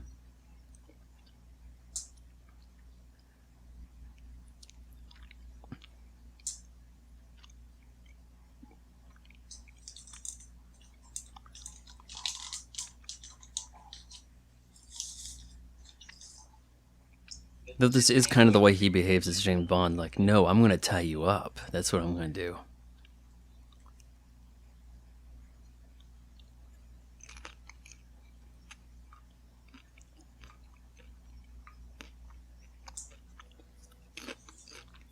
What's Kylo doing without his cape? Rey just tries this mind probe technique, mind trick, and it works. And then she calls out, and you will drop your weapon, and it works again. Why does she have this look on her face like, I did it? Yeah, you did it just fine the first time. Why are you so surprised it worked the second time? Oh, M's not going to be happy about this, 007. Okay, so now Kylo Ren has his cape. He was walking through the hall, didn't have it. Now it's on. Here we go. I don't know. What are these two troopers thinking to each other? So, do you think the boss will give us a raise as soon as... never mind. Let's go the other way. There's another way to get to the bathroom. Ugh. Jason Solo / Darth Kaitis was never like that. You know, I feel like the Starkiller base, the how they managed to get inside, that's silly. You know, you come out of hyperspace at just the right time to somehow not crash to your death, but get through the force field. Things like that, right? It's huge. This is like you're looking for Tom Hanks in the state of New York. Where do you start looking? I mean, and that's not even a good comparison. Like, where would they think, oh man, we landed on the wrong side of the planet. We'll never get to her in time. Hey, look everyone, it's Admiral Akbar. Remember him? I remember. Another one of JJ's buddies there gets to fly some planes. I think he gets killed in the third film. I don't remember the character's name, but yeah, he's one of the pilots.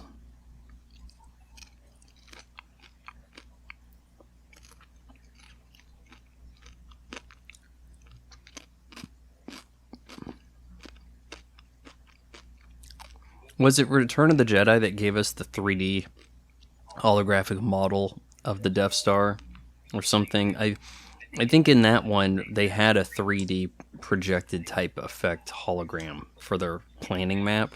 Yeah, during the Rebel headquarters scene. And it was quite impressive. Yeah, in the first Star Wars there was just like it was nonetheless quite impressive for 77 computers. But they just kind of had like a projector that showed like a diagram on the wall.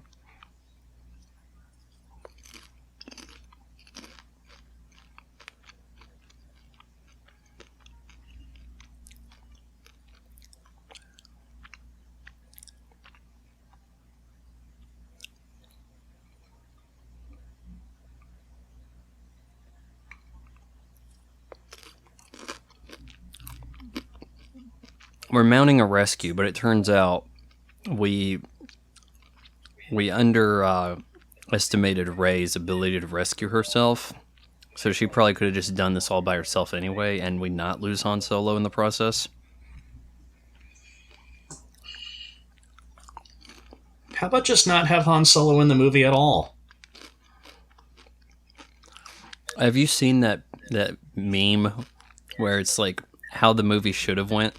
And it's just Han Solo lands on Luke Skywalker's planet, and he says, he just says something like, well, let's go. And then that's it. Like,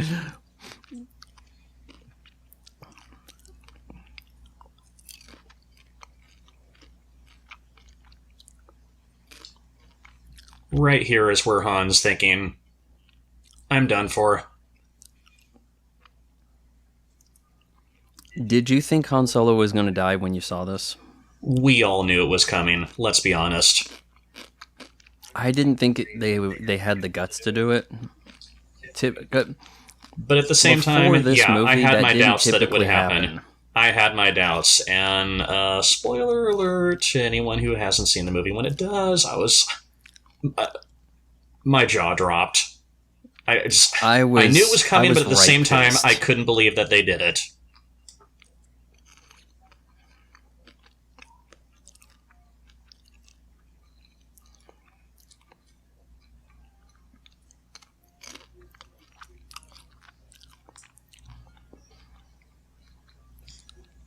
I don't quite buy the way Han comes out of hyperspace like this at the last split second, right as they're entering the planet's surface.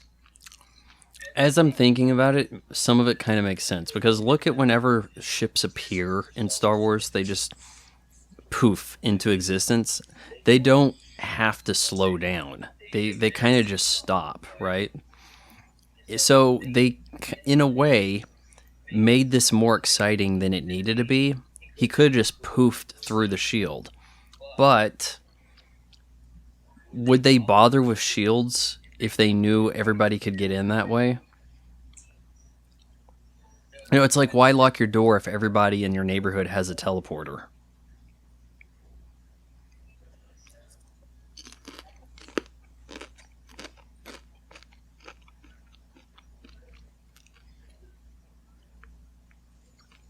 And here's where Han finds out Finn is really just a janitor. If he's a janitor, what was he doing in the middle of that battle? Were they short one? Like somebody had too much chili and had some diarrhea, and he had to fill in for him? Something like that. It's They like, were oh, short come on on, officers. you're trained. You can make it. We're giving you a shot. That's not how the Force works. A line that should have been spoken to the screenplay writers. People like that. That's not how the Force works line. You see that get brought up.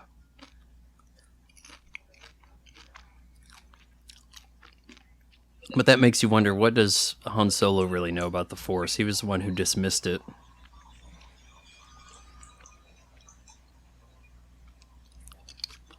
Uh-oh. Captain Phasma looks like she's going to do something badass. Never mind.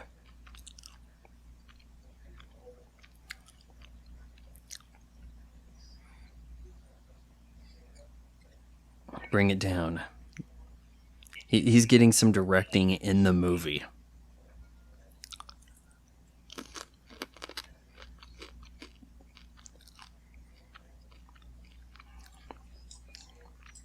Yeah, I'm quite confident Rey could have done all of this without them. As am I.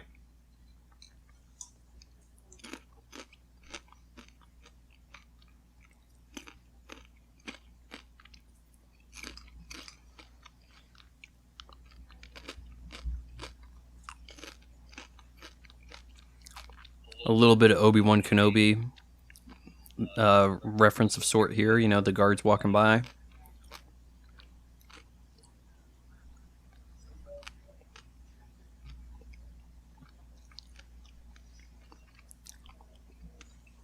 Or just look at those light fixtures on the walls. The same ones as they had on the Death Star. And right here, Phasma could have hit a switch to alert everyone that she was held captive. Do you think they put her in the trash compactor or not? I think that was just a joke. I don't think she actually ended up in the trash compactor. If they had, would we really see her in the next movie? I doubt it.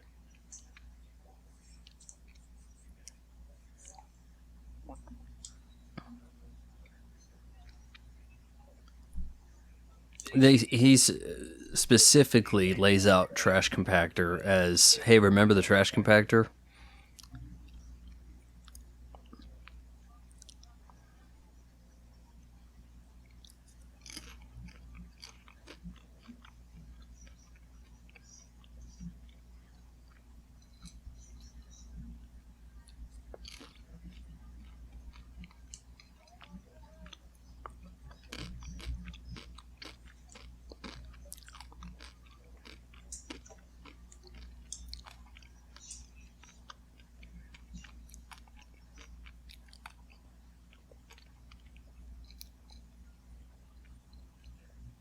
All squadrons, huh? You don't want to list some numbers, be a little more precise? Just everyone.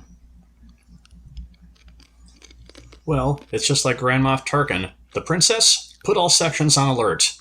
Okay, how about just the sections close to that particular location where the princess is held? Do you really need to put all sections on alert?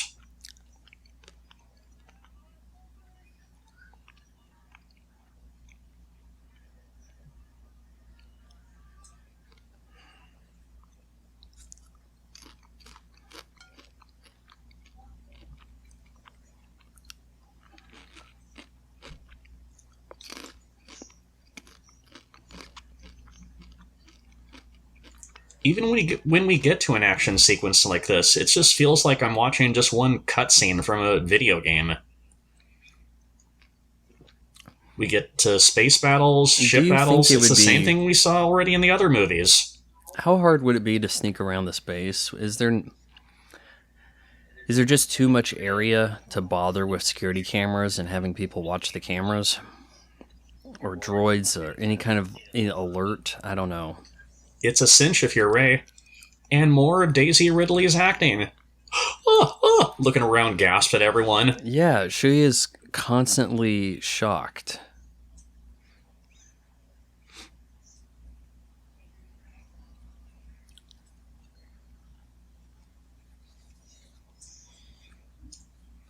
Yeah, I got a hug.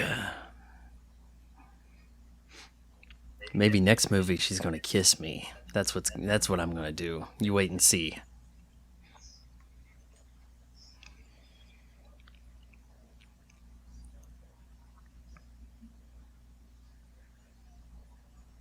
What did Chewie just hand him there? Like a coat or a jacket? I don't think Han puts that on. Man, we're letting women fly. This can't work out too well.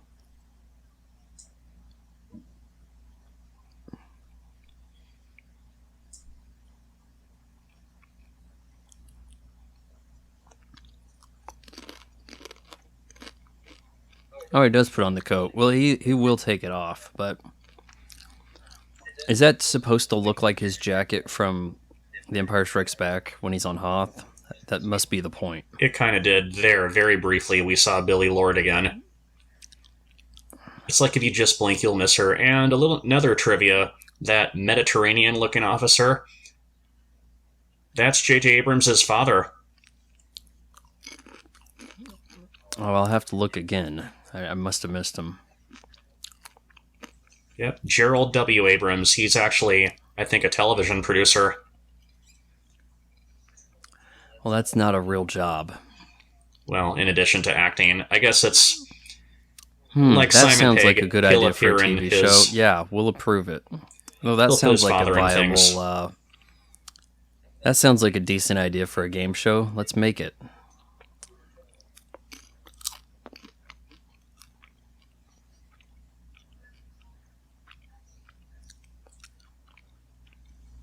Yeah, we're planning charges just like we did on the bunker control room.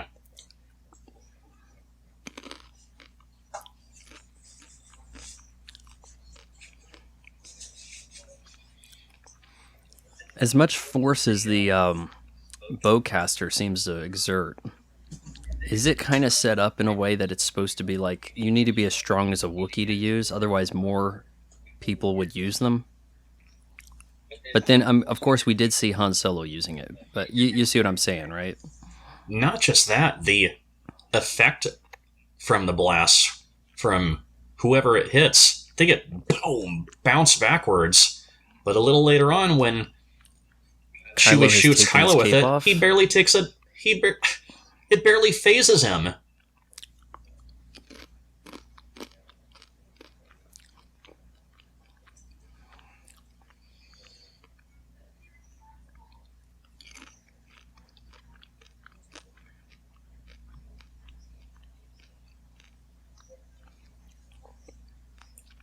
How long did they plant the timers for those charges? It never feels like you give yourself enough time when you plant charges in a movie. You'd think they'd have limited time to get out of there, like plant them and get out fast. They have, what, a 2-minute delay? Well, Leia did tell me to bring him home, so I guess this is my chance to talk some sense into him. Even though I should remember what happened in the Temple of Doom and not to walk on these sort of skinny bridges.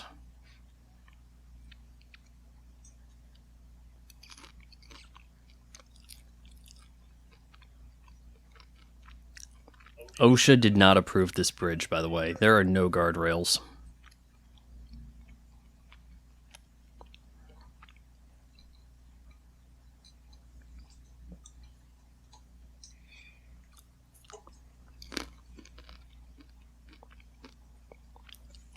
Again, having Kylo take the helmet off in the first movie was a dumb move.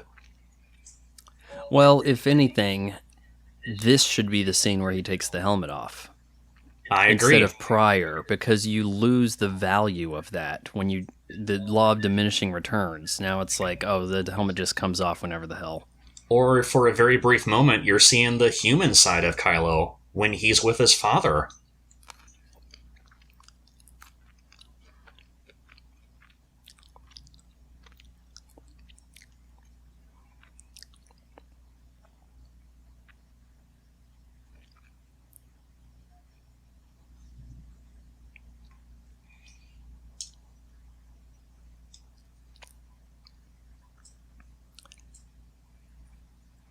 You should have said that's what Palpatine wants you to believe. If only you knew, you could have talked some real sense into him.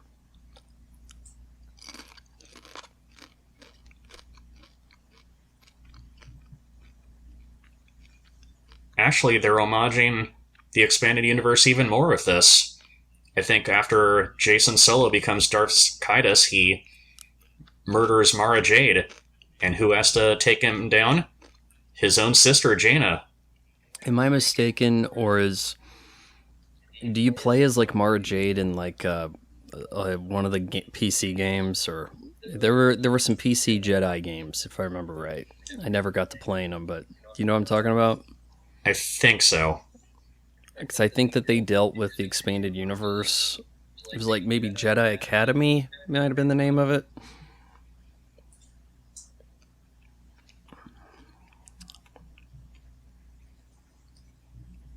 We're coming up on it. We know it's coming now.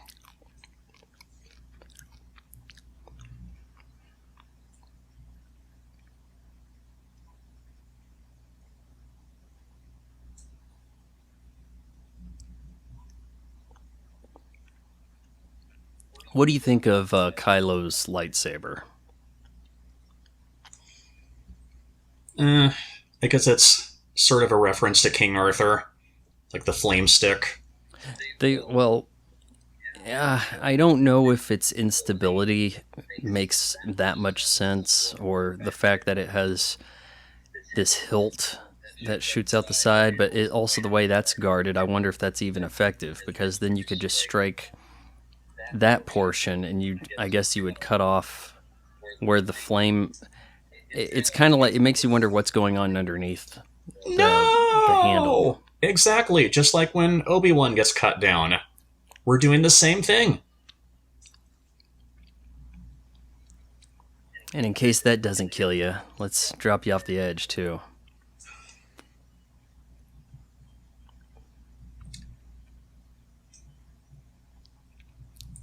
Inside, Harrison Ford's thinking, great, now I don't have to be in these movies I hate anymore. Not quite. He ends up having to give a speech later.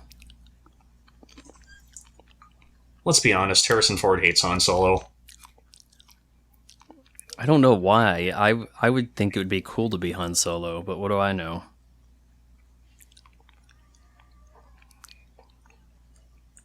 Now Chewie fires. Leia senses Han's death from afar. Did Leia sense when Luke was in trouble, when Kylo Ren basically slaughtered the Jedi temple? She sensed something in Luke, where to pick him up at the Cloud City. Did she sense where Luke went after all that?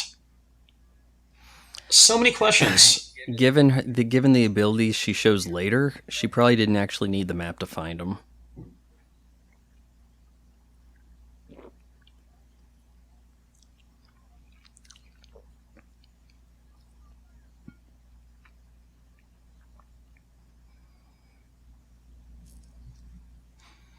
They certainly changed the fighting style here. As you know, in the prequel trilogy, it went more Eastern, like a lot more wushu fighting with the Asian martial arts inspired sword play. Plus, it's the Jedi in their prime when they were young. I think they've returned to the idea of this thing's heavy. You have to swing it slower. Some people really like the fighting that comes up here. They feel like there's more impact behind each blow because it's less twirling around and look what I can do, and a little more rage induced.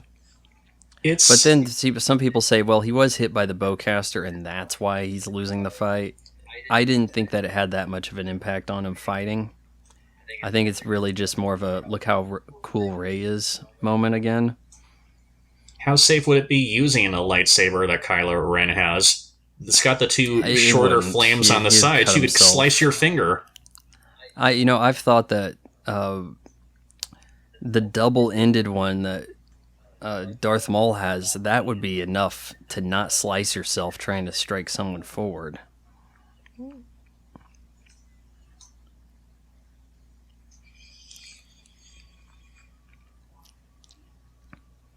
Finn's like, I'm confident. I used a lightsaber earlier today.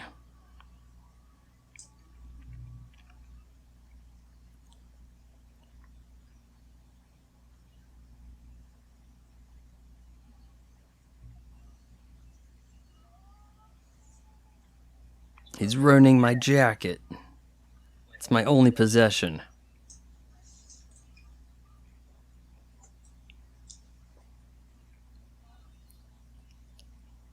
Isn't it amazing how hard it is to get a kill shot on people when they're, central characters? But anybody else, it's like one slice across from a good distance away and they're down. How cool would it have been if right here where the lightsaber flies into... Yep. And it was Skywalker. Luke!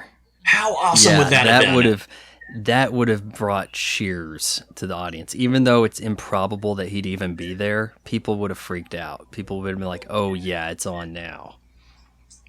But instead we got this.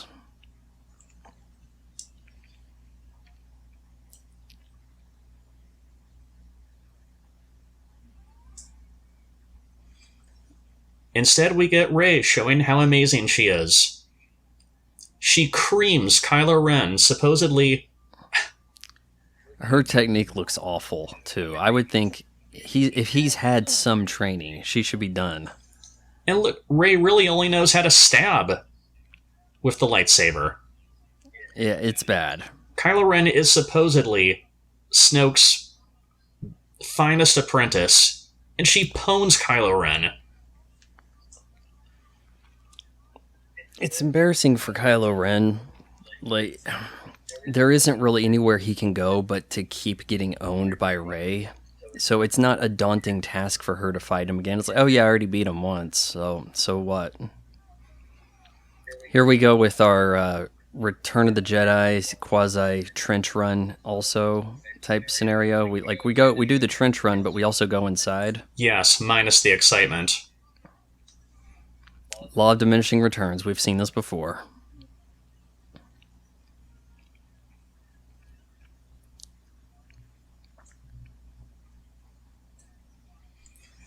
And as you pointed out during your review, there should be some excitement leading up to the final climactic scene here.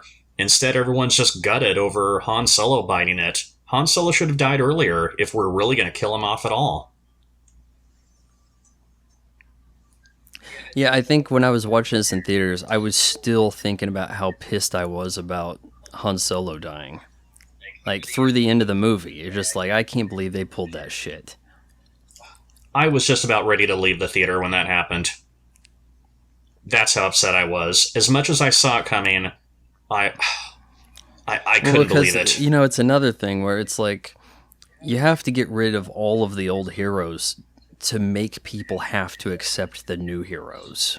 Like, now you have no choice. You have to like the characters that are left. Yeah. I just said, nope, screw you, J.J. Abrams. You ruined this franchise by fulfilling Harrison Ford's wishes to kill him off. And I'm going to say this right now, Steven Spielberg, if you're listening to this commentary. If you kill off Indiana Jones on Part 5, I will rail on you. Don't do it. You keep saying you're not going to do it, but don't do it. I wouldn't rule it out. No, Steven Spielberg is probably just a producer of that. I think James Mangold is the director. He's walked away from directing the franchise, but I've heard, the rumor is that that gal, who, I guess she's like a writer on it or something. I can't remember, this English chick. She's involved in the movie, and she's supposed to be like picking up the mantle. So maybe it's one of these scenarios where it's like, we couldn't pass it off to the Transformers kid, Shia LaBeouf, because Harrison Ford was still around. He was still Indiana Jones behind the movie. If we kill off Indiana Jones, we can make everybody accept the new chick. They'll have no choice.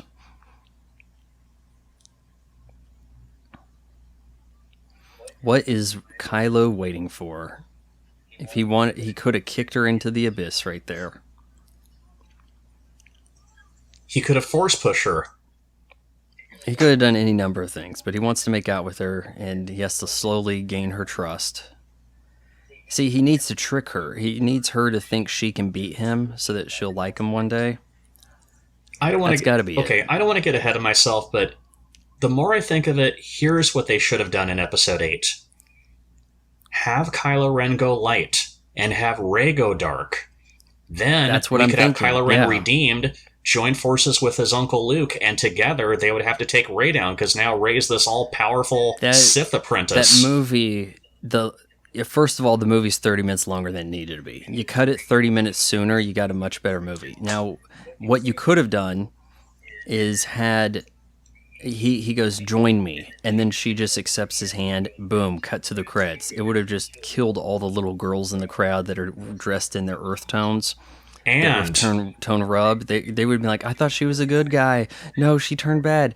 Now, and then it could be Luke Skywalker plus Finn and Poe versus these two, or another little wrinkle would have been, it turns out Kylo becomes the good guy, and she's the bad guy. So you have to reluctantly side with Kylo to defeat her. yes, and Either of those scenarios better than what ultimately happened. next time they meet, it could be the same dynamic. Kylo could say to Rey, we're not done yet, except now it's he who has to take her down.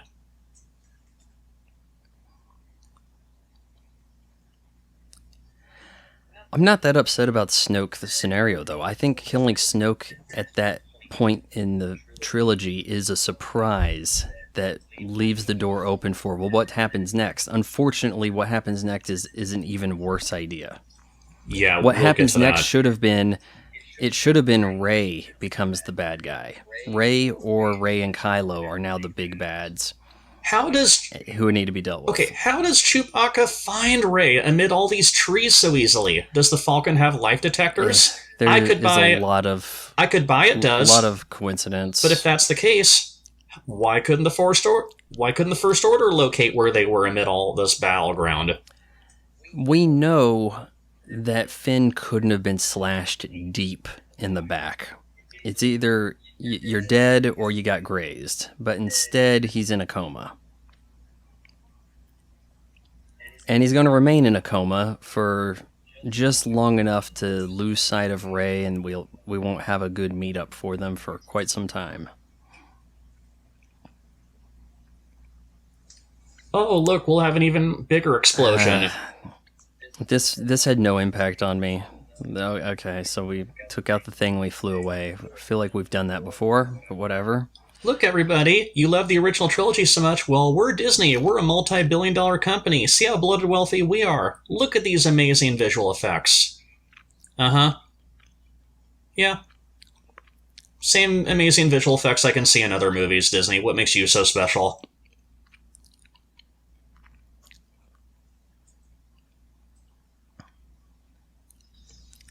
Leia doesn't even stop to hug Chewie.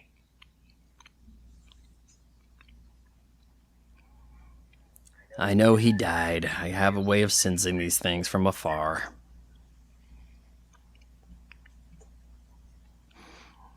I guess I'm your adopted mom now, because you kind of graft these relationships onto whoever you meet.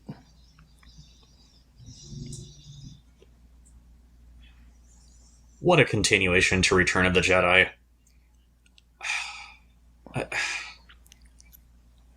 Just seeing it now for, I don't know, I lost count how many times I've watched this movie, I'm speechless. Let's make all of our characters from the original films useless, so we can pave way to the new characters. Oh, wait. R2's working now.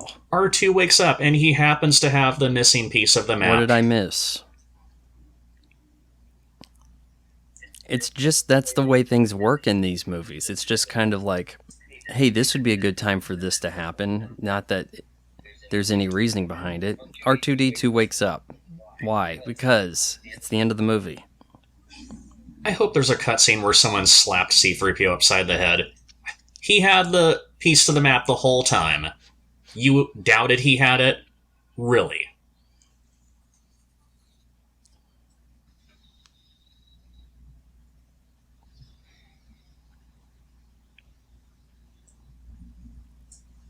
Oh, come on, Leia. You didn't bother checking R2 to begin with?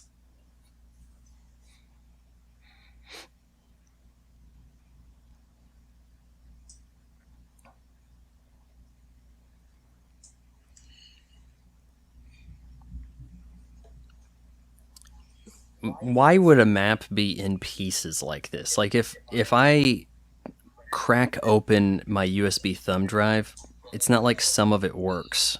You know, like, this is weird.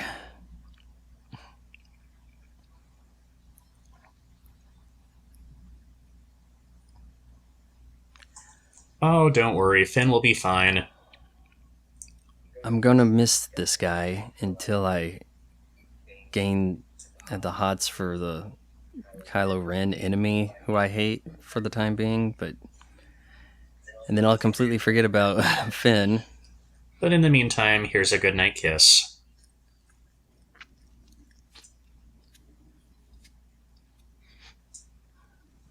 And why do only Rey and Chewie go off to find Luke amid this faraway island? Everyone from this Resistance base should be flocking there, imploring Luke to come back and join the fight. If the whole concept was we can't win without Luke Skywalker, why just send her, who he doesn't know? At the very least, there needs to be some familiar faces on this welcome wagon, i.e.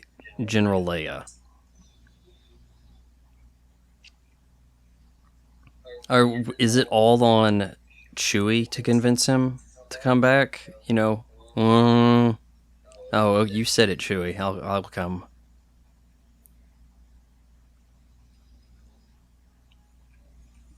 Everyone else, we're just going to stay here and celebrate. Or the movie could have ended right here on a cliffhanger, leaving us wondering, does Rey find Luke?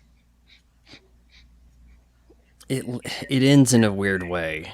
Like, it doesn't quite mimic the medal ceremony. Instead, it's more of a sequel bait ending.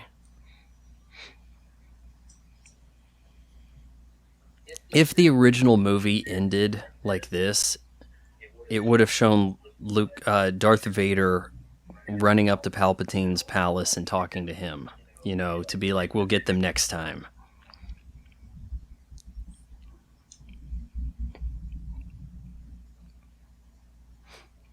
I want you to keep in mind of how the colors look in this scene and how much more desaturated things are in the next movie when they try to redo this sequence. It's not just that. The way Episode 8 begins, there's... everything should be right here where it left off, but there was clearly some passing of time. We'll get to that. Oh, I'll have to see what you're talking about. I'm not sure what you're talking of there. Like, was it hairstyles? Or? No, because there's...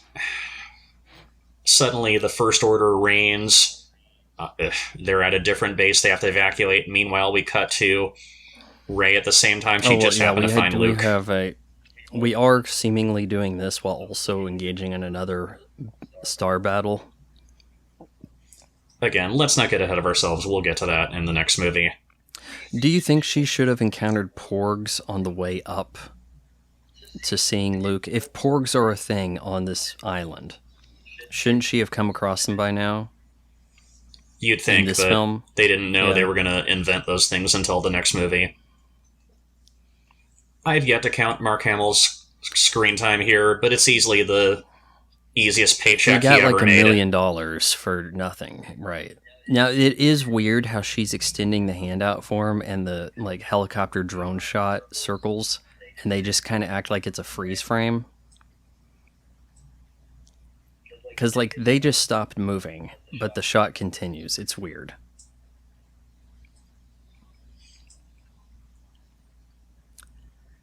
I mean you no harm. Here, I'll put away my pokey stick. I believe this is yours, but I'm not going to say anything. I'm just going to extend my hand. We're not going to talk. Oh, the lightsaber. I lost that in Cloud City. Oh, wait, there was a hand, too. Did you bring the hand? Does she want to ask, are you Luke Skywalker? This is the way feature extras act. Like extras in a film that are not union. Like, you don't want to pay them for having a speaking line. So you have them behave like this. And to make us feel kind of sort of, I guess, have some emotion to the end, they're recycling the music when Luke goes outside and sees the twin suns. Whatever is memorable in these new movies from the music is just stuff that's recycled from the original trilogy. Well, we'll get to Episode 8. It doesn't get any better. What a letdown. What a letdown. Yeah. Ultimately, 8 isn't any better. I think it potentially could have redeemed some things, but then kind of slices its own gut open. I think your closing thoughts here, let down, me as well. I will give it... let down, money grab, whatever you want to call it. I will give it a 3 out of 10, and that is being generous. This movie doesn't deserve anything better above that, but that's also only because I know The Last Jedi and The Rise of Skywalker are worse.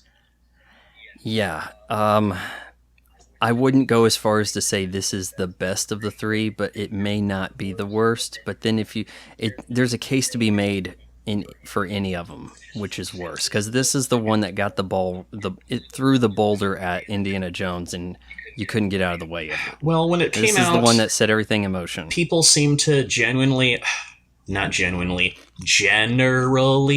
give it a pass, but I didn't, because I didn't appreciate what it did. There were some things some ideas were good here and there, but it was all just squandered, and this movie was not needed.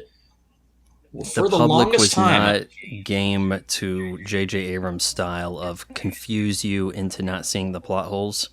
as people saw this movie again, they started to be able to have time to pick up on all the issues. Yeah, not a favorable movie for me, but fun to do the commentary with you. For the longest time, you guys made it this far. Return of the Jedi was said to be, the epic final conclusion. So if we're going to do a movie that is, according to Disney, canon and a continuation, the movie better be good.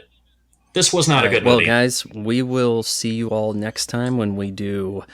I keep getting all the titles mixed up here. The last Jedi, right? Oh boy, that's going to be a chore to sit through. The Last Jedi. Yeah, that's going to be a rough one. All right, adios. All right, bye-bye.